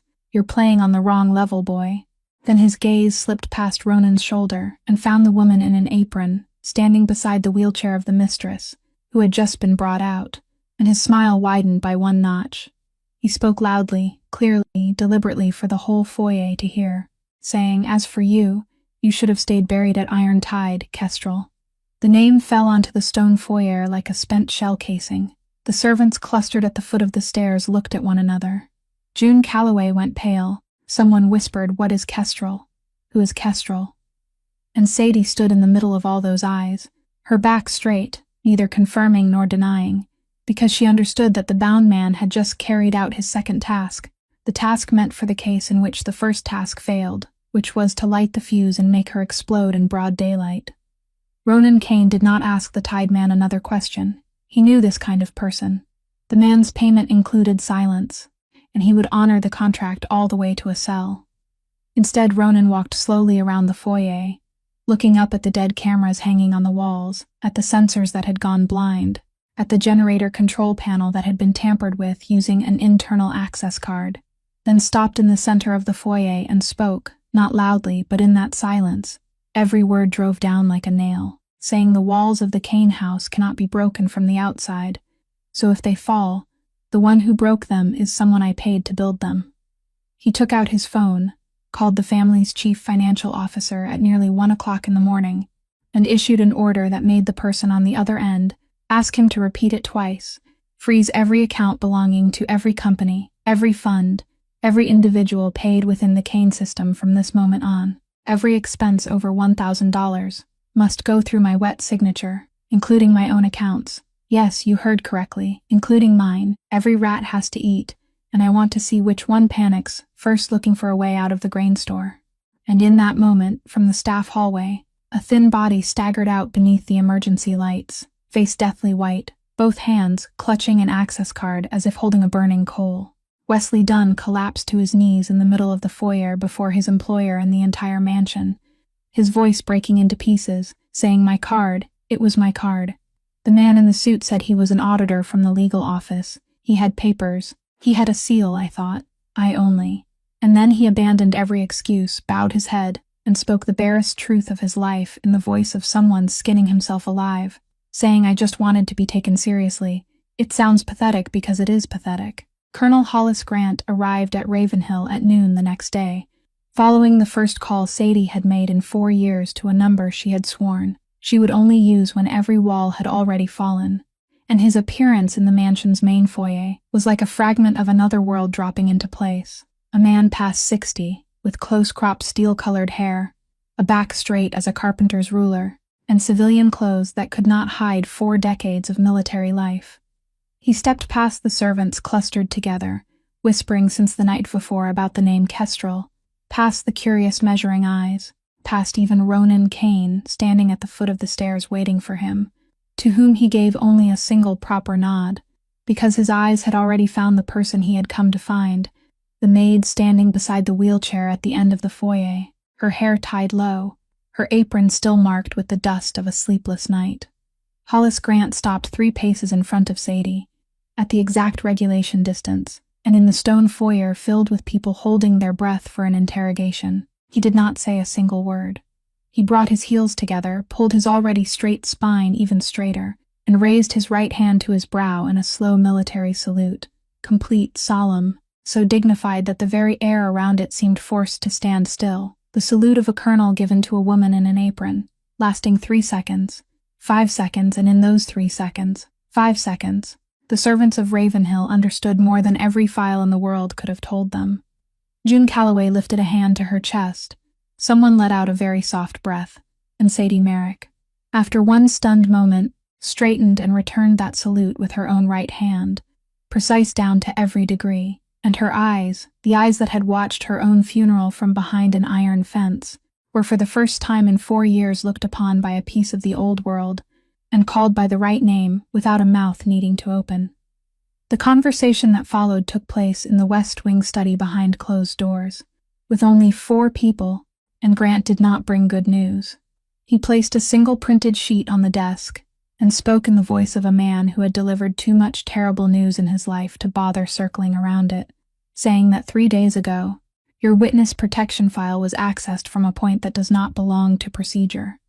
Someone has an arm long enough to reach into the most sealed storage system in the program, which means the name Sadie Cole, the East Side address, the child's school, everything that S.H.I.E.L.D. has covered for you for the past 4 years, must now be treated as if it's lying on the table of the people who sent a man here last night. I've activated emergency relocation protocol. You have 72 hours to decide. Go with the program into a third identity, or stay outside every protection we can give you. The room fell silent, and in that silence Ambrose Foley, who had been invited to attend as chief counsel, gently removed his reading glasses, wiped them slowly, then spoke in the kind voice of a grandfather worried for his grandchildren, saying, "Colonel, I completely support protecting the girl, and for that very reason, that chip is now the greatest danger hanging over all our heads. Ronan, listen to me this once. Let me transfer it into the trust safe at the law office this afternoon, notarized, sealed, separated from this house, where women and children are living. That is what a grandfather must say." Ronan Kane looked at the silver-haired man for 1 second, then answered in the same soft, sealed voice from the previous night, saying, "Thank you, Uncle, but that thing will stay exactly where it is. This house has just proven that its most dangerous place is still safer than every safe place outside it." Foley nodded generously, did not press again, and only Sadie, from the corner of the room, noticed that the old man's thumb had rubbed the frame of his glasses twice while waiting for the answer, a movement smaller than a blink, the kind of movement she had once learned to catch at negotiation tables where the price was measured in lives. That night, Ravenhill sank into the tense quiet of a fortress after an alarm, and in the East Wing guest suite, Sadie sat alone on the edge of the bed, with her phone glowing in her palm, the screen open to the camera app for the room at the end of the hallway, where Poppy was sleeping deeply beneath a flowered blanket, her stuffed rabbit tucked under her chin, her 2 crooked braids spilled across the pillow, her small chest rising and falling peacefully to the rhythm of dreams no adult was allowed to know. Sadie looked at that image for a very long time, longer than on any other night, her thumb lightly touching the screen where her daughter's cheek appeared, as if she could truly touch it. Then she set the phone down, knelt beside the bed, and pulled out the old canvas bag with frayed straps that for 4 years she had never allowed herself to keep too far from reach. The bag of people who know that every roof may have to be left behind in the space of a single note. She placed it on the bed, unzipped it, and began packing into it the things her mind had already listed long ago, neat, quick, without a sound, like a soldier receiving orders to march, except this time, every few items she packed, her hand paused for one beat on her belly, where there was a tiny passenger who had never been asked for an opinion about any journey. At 4 o'clock in the morning, when the guard shift changed and Ravenhill slackened in the only loose moment of a tense night, Sadie Merrick made the coldest calculation of her life. The kind of calculation only children, who had grown up through 7 homes, knew how to make. That the target of the people out there was her, not the little girl, that Poppy, lying behind the walls of the Kane house, with the ring of protection the boss himself had sworn, was 100 times safer than lying in the arms of a mother being hunted. That every bullet would fly after the name Kestrel, and the only way to pull the line of fire away from the roof under which her child was sleeping was to carry that name far away, fast, alone. She passed well through Maeve's room on weightless feet, placed the dog tag and its cord on the pillow beside the sleeping silver hair, the only thing she had that could say both apology and promise in the same object, then tucked beneath the crack of the West Wing study door a note folded into quarters with Ronan Kane's name on it. Inside it only a set of coordinates and 4 words, safe deposit, copy inside, because she had learned from Brennan that evidence only survived when it existed in 2 places.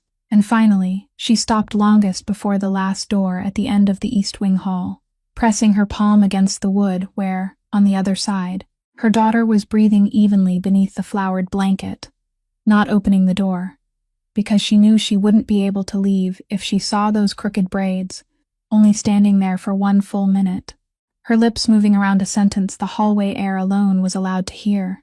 Then she hoisted the canvas bag onto her shoulder and dissolved into Ashport's pre-dawn salt mist.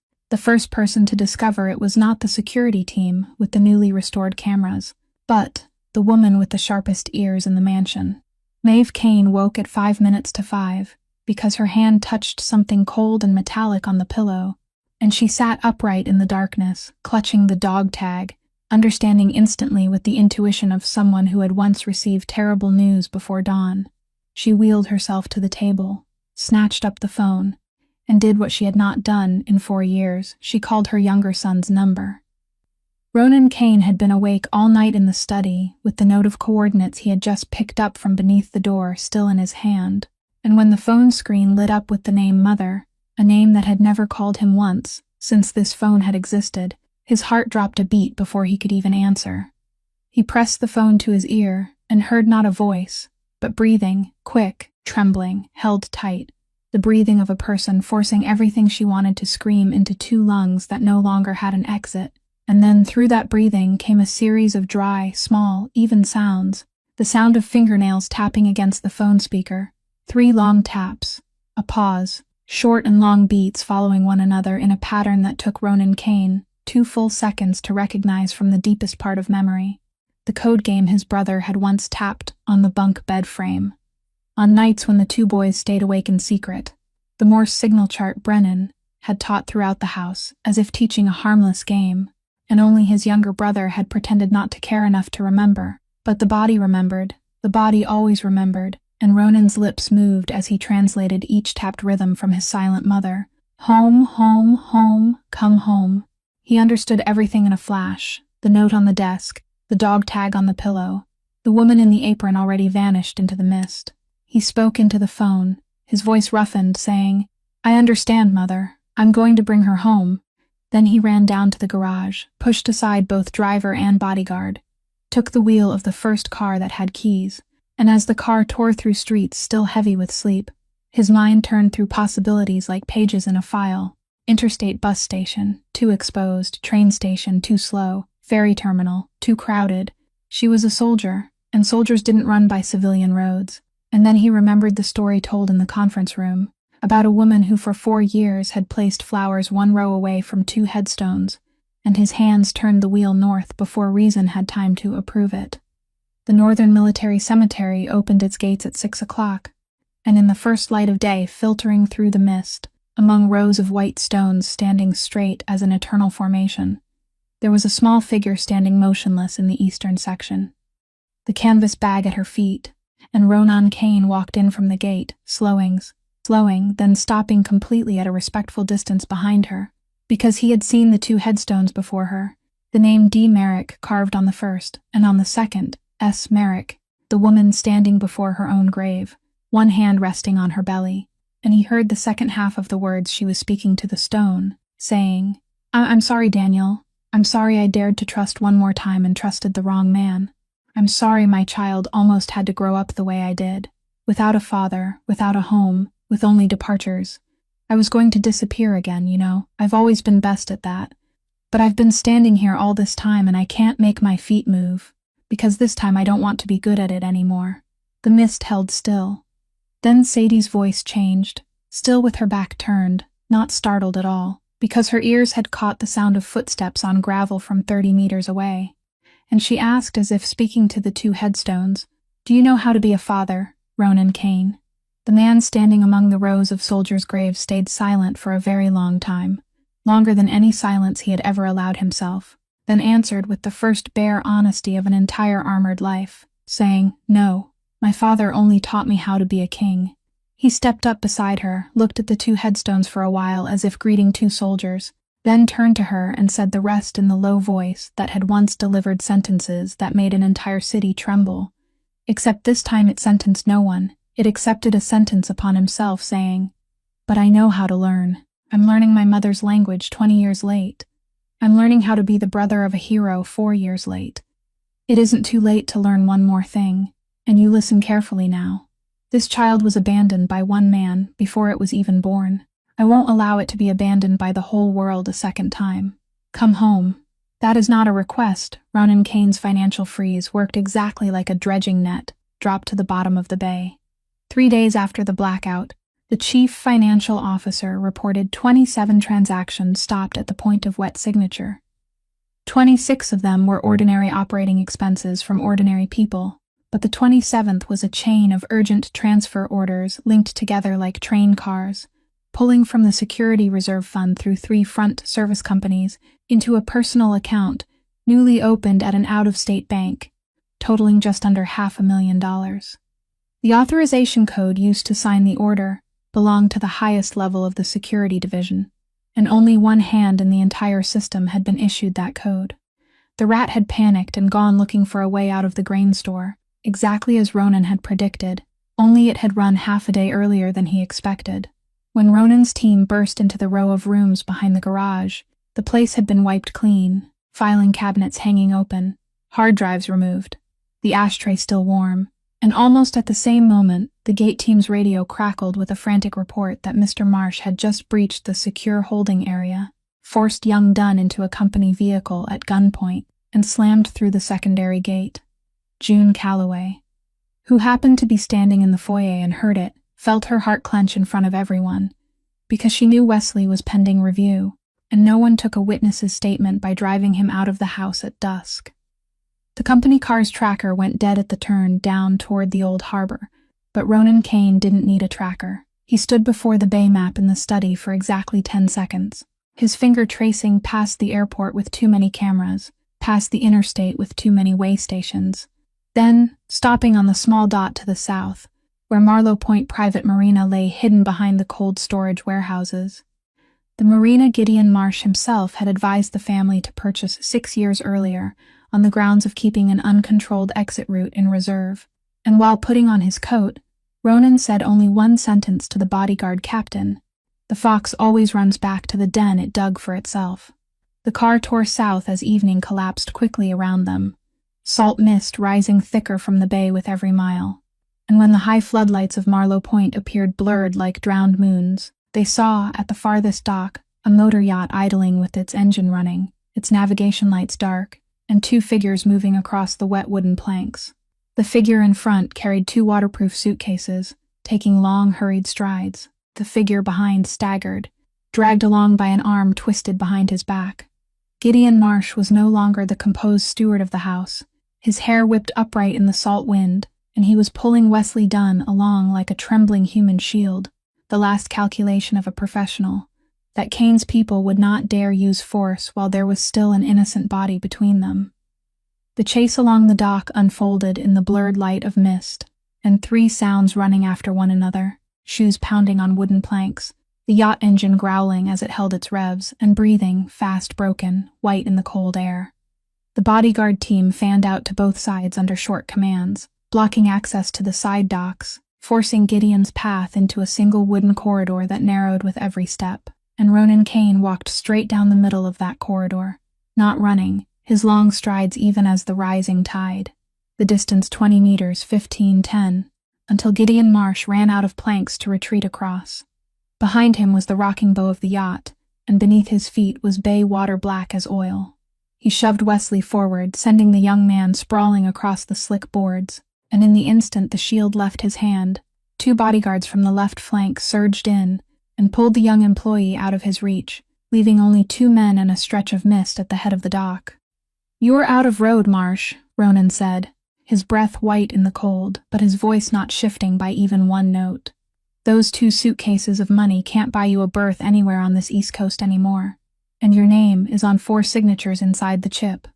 You've known that since the night it was opened, so talk. Who was behind the pier attack? Who sent the man with the syringe to my mother's room? Talk, and the law will come collect you before I change my mind about who should be allowed to collect you."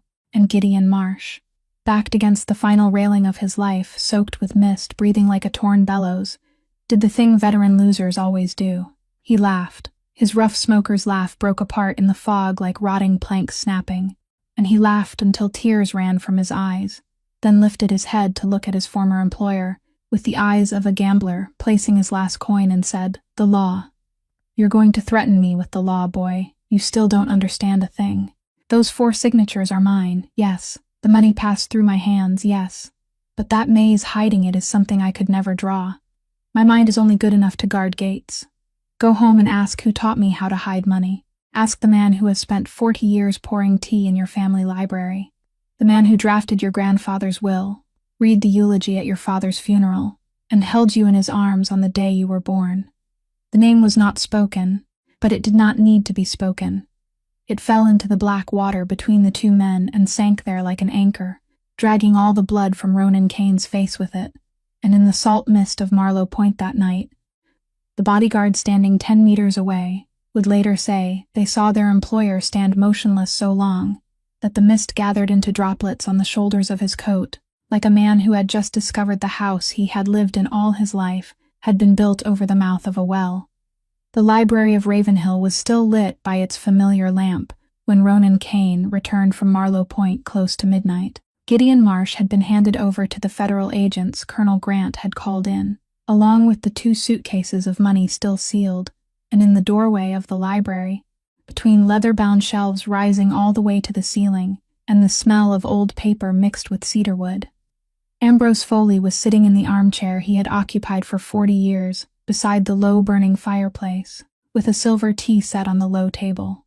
When Ronan stepped in with Sadie behind him, the old man looked up with his eternal kindly smile, lifted the teapot, and filled the second cup that had somehow already been turned upright and waiting, the amber stream falling into the cup without spilling a single drop, that 70-year-old hand not trembling by even one vein, and it was precisely that absence of trembling that told Ronan more than any confession could have, because by tonight the entire mansion knew Gideon had been arrested, and an innocent man should tremble, at least from shock. "Sit down, son," Foley said. "Chamomile tea, the kind you used to call bland when you were a boy. I heard what happened down at the marina. Truly unimaginable. 40 years of reading men, and I let a snake slip right in beside me." Ronan Kane did not sit. He stood in the middle of the room where firelight and darkness split his face in half, and began speaking in a slow, even voice, not accusing but taking inventory, saying, "Do you know, Uncle, the night the chip was opened, my specialist said something I tried to forget. He said the man who signed could be Marsh, but the man who drew the maze had been educated in another school, the school of men who swear oaths before a court. I tried to forget it, because I wouldn't allow myself to think further.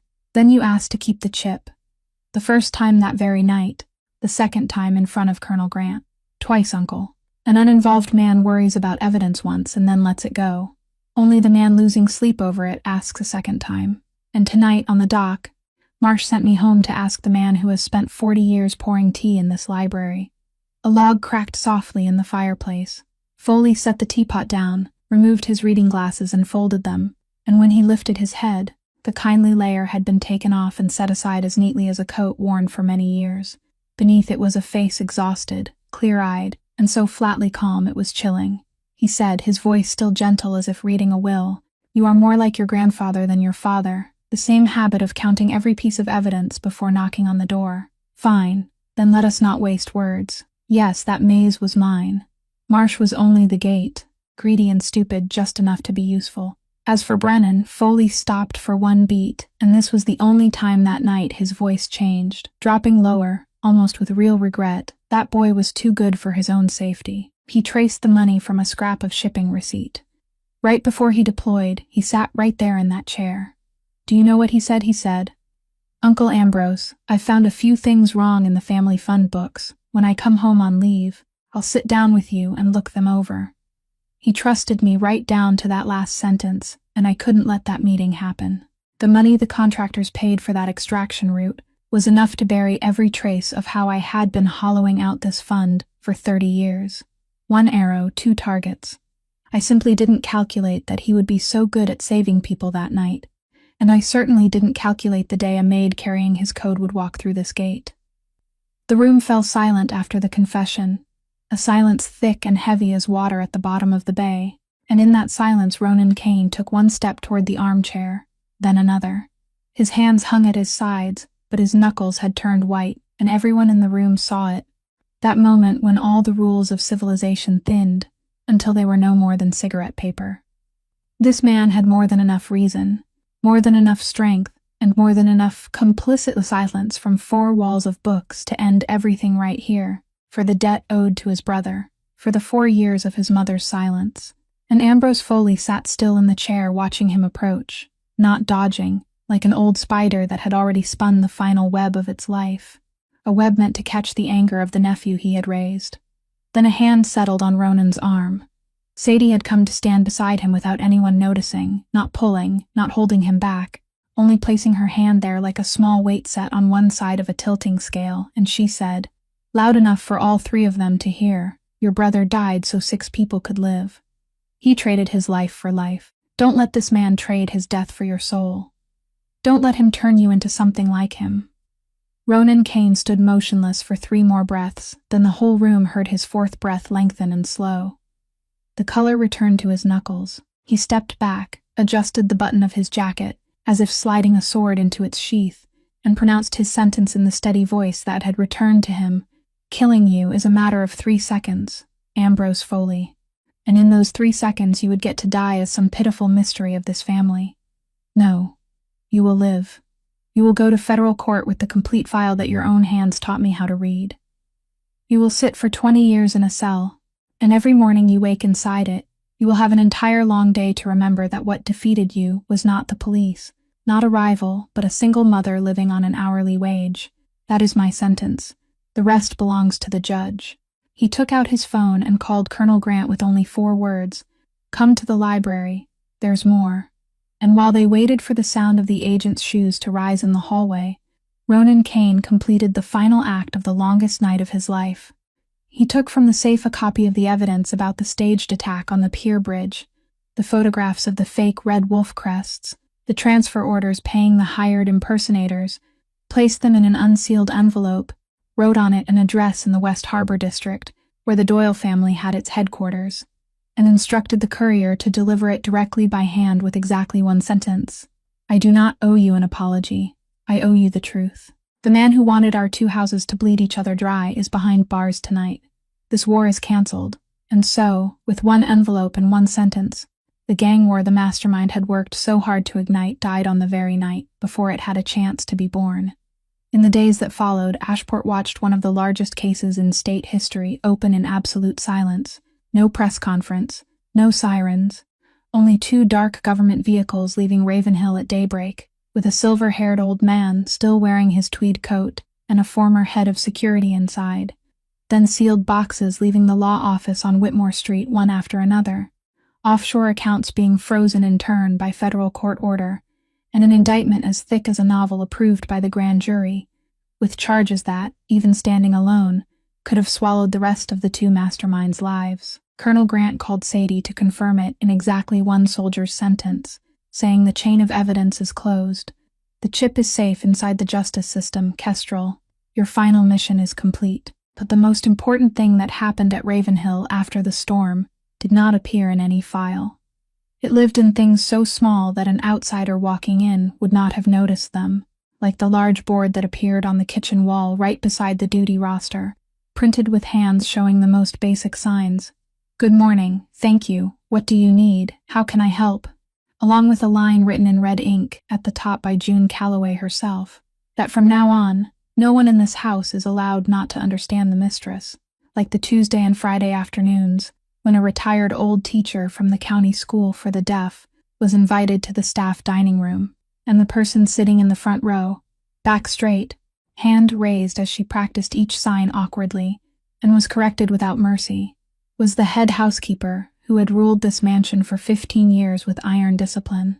The old teacher rapped her ruler on the table and said that with a wrist as stiff as a broom handle, what word was the mistress supposed to read? Do it again. And June Calloway, who had never let anyone speak harshly to her by even half a word, gritted her teeth and did it again, then did it again, and by the 5th lesson, her fingers had begun to soften, and by the 3rd week the entire kitchen fell to silent when they watched the housekeeper carry a tea tray up to the east wing room, set it down on the table, and instead of lowering her head and withdrawing as she had done for 15 years, stand upright before the wheelchair and lift both trembling hands to sign each slow movement, saying, "Madam, chamomile tea, still hot. If you need anything else, please call me." And Maeve Kane looked at those awkward, grammatically flawed signs for a long while, then answered with a single sign the old teacher had taught the whole class on the first day. "Thank you." June Calloway only allowed herself to lift her sleeve to her face after she had reached the hallway, because there are forms of forgiveness that are not given in words. They are given when someone is willing to answer you. Wesley Dunn was not fired, a decision that surprised the whole mansion. He was transferred to work in the warehouse under supervision. His pay kept the same, but every access privilege stripped away, with the condition that he complete a course on security procedure and spend one session each week with a counselor paid for by the family. And when the secretary asked Ronan Kane why he did not dismiss him, he answered with a sentence that would later be repeated across every floor of the house, saying a foolish boy who was deceived because he longed to be taken seriously can still be taught. The people who deserve to be cast out are the ones who made him hunger for it that badly. As for Wesley, on the day he received the decision, he asked permission to see Sadie for exactly 1 minute in the hallway. He did not dare look straight at her, only handed her a folded note with both hands, then bowed his head and walked away. On the paper was a single line written carefully, like someone writing a vow, saying, "I will be better than the person I was that morning." And then, on an early weekday evening, when the mansion had already lit its warm yellow lights, and the smell of baked pastries from the kitchen still lingered on the stairs, Ronan Kane did something that for him was harder than any trial, any business deal, any salt mist night on the dock. He walked all the way down the East Wing hallway with something tucked beneath his arm, stopped before his mother's door, and knocked 3 times, something he had not done in 4 years because he had always sent someone else up in his place. The door opened. Maeve was sitting by the window beneath the reading lamp, and she looked up at her younger son standing on the threshold, tall, powerful, and awkward as a boy. Ronan stepped in, pulled the low chair over in front of his mother's wheelchair, sat down lower than her, exactly like a student sitting before a teacher, then placed on his lap the thing he had been carrying under his arm all along, the old sign practice notebook with its cover worn at the corners. The very notebook the 15-year-old boy had knocked to the floor 20 years before, picked up by someone, and kept in a library drawer all those years like a hope too painful to throw away.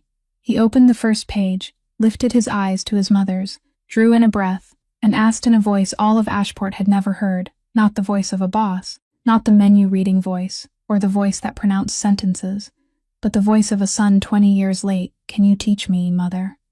3 months passed through Ravenhill the way 3 months passed through a garden after storm season, without noise.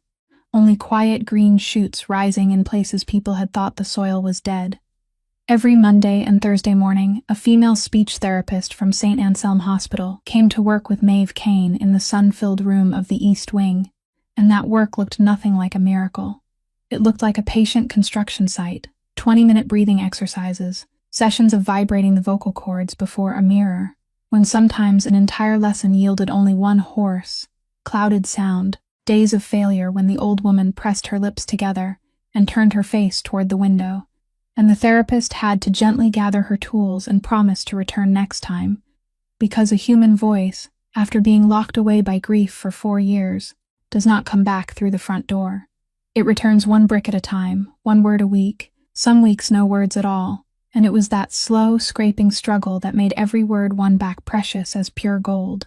Maeve Kane's first complete word came on a Thursday morning at the end of the first month, when Sadie, her belly now clearly rounded beneath the maternity dress whose fabric the old woman herself had chosen, carried in a tray of warm lemon water for the session, and Maeve, instead of signing as she did every day, placed both hands on the arms of the wheelchair, looked straight at her, drew breath from very deep, like someone drawing water from the bottom of a well, and pushed it up through her rusted throat into 2 full syllables. "Thank you," her voice still rough, still broken, but it was a voice, a real voice, and the whole room froze. The speech therapist sprang up from her chair, while Sadie stood there with the tray of lemon water in her hands, the woman who had stood firm through every storm fate had thrown at her, blinking again and unable to hold it back, because out of the millions of words in human language, this mother had chosen the first word she reclaimed after 4 years, not for a name, not for a cry of pain, but for gratitude, and the sign that accompanied those 2 syllables was directed straight at her. But the moment the people working in the mansion would later tell their children and grandchildren about came a few weeks later, on an evening in the small East Wing sitting room, when Ronan Kane. After 3 months as a student with the worn-covered notebook, after evenings practicing alone in front of the bathroom mirror, which he thought no one knew about, though the entire mansion knew, stood before his mother's wheelchair, drew in a breath like a man preparing to jump from a cliff, and lifted both hands, those large hands that had signed million-dollar contracts and wordless sentences, now trembling as they shaped, clumsily. The first 3 signs of his life, "I am sorry, Mother," except the order of the movements was completely wrong, the grammar turned inside out, so that the Ashport boss's sentence, translated literally, would have meant, "Mother is sorry to me." And Maeve Kane looked at those 3 grammatically wrong signs, paused for 1 second, then laughed, that familiar soundless laughter shaking her thin shoulders, laughing as tears rolled down her wrinkled cheeks faster than she could wipe them away, because that mistake, that clumsy mistake filled with effort, told a mother's heart more than every grammatically perfect sentence in the world. It told her that her son had taught himself, alone, wrong though it was, but with his own hands, and she lifted her hands and signed back very slowly for him to follow, beat by beat, "I am sorry, Mother," like this, then waved for him to bend down and placed on her youngest son's forehead a kiss that had waited 20 years. On the final Sunday of the 3rd month, Ravenhill's south lawn was lush and green beneath early summer sunlight, and anyone standing at the study window looking down would have seen a scene no imagination in Ashport would have dared draw 4 months earlier. A wheelchair parked in the middle of the grass, beside the lavender bed, at its deepest purple. A 6-year-old girl with 2 crooked braids running barefoot back and forth among the flowers, and the silver-haired woman playing the same game she had once played by the window with the child's mother. She pointed at the purple flowers and signed their name. Poppy frowned and copied her, pointed toward the patch of lily of the valley and signed again. Then the little girl turned toward the climbing rosebush, invented a wild sign of her own along with a twirl, and Maeve laughed until her wheelchair shook, lifting her thumb in approval instead of correcting her, just as later, when Sadie came out to sit in the wicker chair nearby, her 6-month belly round beneath the warm sun, Poppy ran over and knelt in the grass, pressing one ear to her mother's belly to listen with the solemn look of a tiny doctor, then looked up and signed for her adopted grandmother to see. Baby, though her pinky curled halfway down in that particular way that belonged to no one else, the way Sadie had never corrected, and Maeve Kane, who was having an entire team of specialists correct each of her syllables every week, looked at that lovely wrong sign and decided not to correct it either. She only signed back, "Baby, yes baby," with her own pinky curled halfway down too, making Poppy shriek with laughter and roll onto the grass because she had done it exactly like her. And in the corner of the East Wing sitting room, where the afternoon sun fell in at its warmest angle, there had been, for several weeks now, a wicker basket, and inside the basket were balls of yarn and cream, butter yellow and robin egg blue, 2 cherrywood knitting needles, and a half-finished newborn sweater with only 1 sleeve completed. Every evening Maeve knitted a few rows, the stitches slow and even as the rhythm of a promise, and once June caught the old woman pausing her work, resting the whole ball of yarn against her belly for a moment, then signing something to the tiny sweater that no one had time to read, as if she were already speaking to someone on the way, someone this whole house, in its most awkward and beautiful ways, was learning to speak again from the beginning in order to welcome. The final thing in this story, the piece that changed the meaning of all the other pieces, was found on an ordinary Saturday afternoon, when June Calloway was helping Maeve rearrange the old writing desk in her room to make space for the knitting basket that was growing fuller by the week, and from the deepest drawer, beneath envelopes already yellowed with age, the housekeeper pulled out a thin stack of papers clipped inside a leather folder, copies of correspondence between the mistress and Beacon staffing, stretching across 4 years, entrusted through an intermediary office so no one in the mansion would know, and their contents made June sit down on the edge of the bed because her knees could no longer hold her up. In those letters, steadily, one every quarter, the anonymous client requested that the company give priority to sending workers to Ravenhill who had listed sign language ability, no matter the position, janitorial staff, kitchen help, caregiving, along with a holding fee paid quietly, and beneath them was the list the company had sent back over the years, more than a dozen names who had come and gone.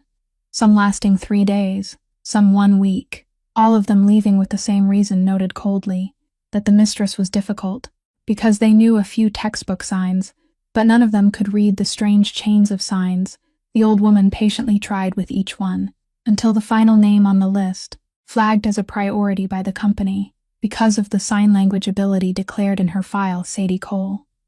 June carried the folder to the sitting room with trembling hands, and when Sadie finished reading it, she looked up at Maeve, who was sitting by the window knitting, and that mother only smiled, set the needles down, and signed slowly the explanation she had kept hidden for 4 years, that in the final video call, Brennan signed one sentence to me: "Mother, if I don't come home from this trip, I will send someone home to you in my place. You will recognize that person, because that person will be able to answer you." So I waited. I didn't know who that person would be, man or woman, old or young. I only knew the only way to find them was to try, one person after another. They called me a difficult old woman. Let them. Someone waiting for a promise is not afraid of being misunderstood. And then that morning, you walked in, your hands answered me, and I knew my son had kept his word.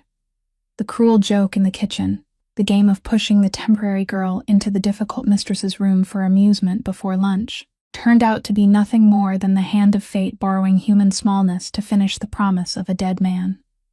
The person who meant to plant a laugh had accidentally planted a reunion. That evening, on the veranda looking down over the south lawn, after Poppy had fallen asleep, and the whole mansion held only the sound of crickets in the lavender beds, Sadie sat beside Ronan Kane in the comfortable silence of people who no longer had to guard themselves from one another, then asked the question that had lived inside her for weeks, saying, "You've never asked who the baby's father is." And the man of the docks looked out into the darkness, scented with grass, and answered without needing to think, with the simplest sentence and also the largest one of his life, saying, "I only care who it will call father." And the second word Maeve Kane won back from 4 years of silence, after the thank you she had given Sadie, came on a sunny morning during the usual therapy session, when Sadie signed to her that the doctor said it was a boy, and if she agreed, "I want to name him Brennan," and that mother sat still for a long while, then did not sign her answer. She drew breath from the deepest place of those 4 years and spoke, her voice hoarse, slow, breaking at the final sound but carrying a name whole, "Brennan." Then she nodded and said it again, clearer this time, "Brennan," as if calling a child who was on his way home. Years later, people still told this story incorrectly on the Ashport docks. They said that the Kane family maid turned out to be a warrior in the shadows, that the boss had brought down a traitor hidden in the library for 40 years, that a chip hidden inside a dog tag had destroyed an entire network, and all of those things were true, but none of them was the heart of the story. The heart of it was smaller, more human, and far more aching. It was the story of a group of ordinary people who decided that a mother's poverty and an old woman's silence were acceptable things to use for entertainment. They thought they were laughing at someone weak, not knowing they were standing before 2 of the bravest women they would ever meet. One who kept a promise to the dead through 4 years of running, and one who kept faith with a lost son through 4 years of silence.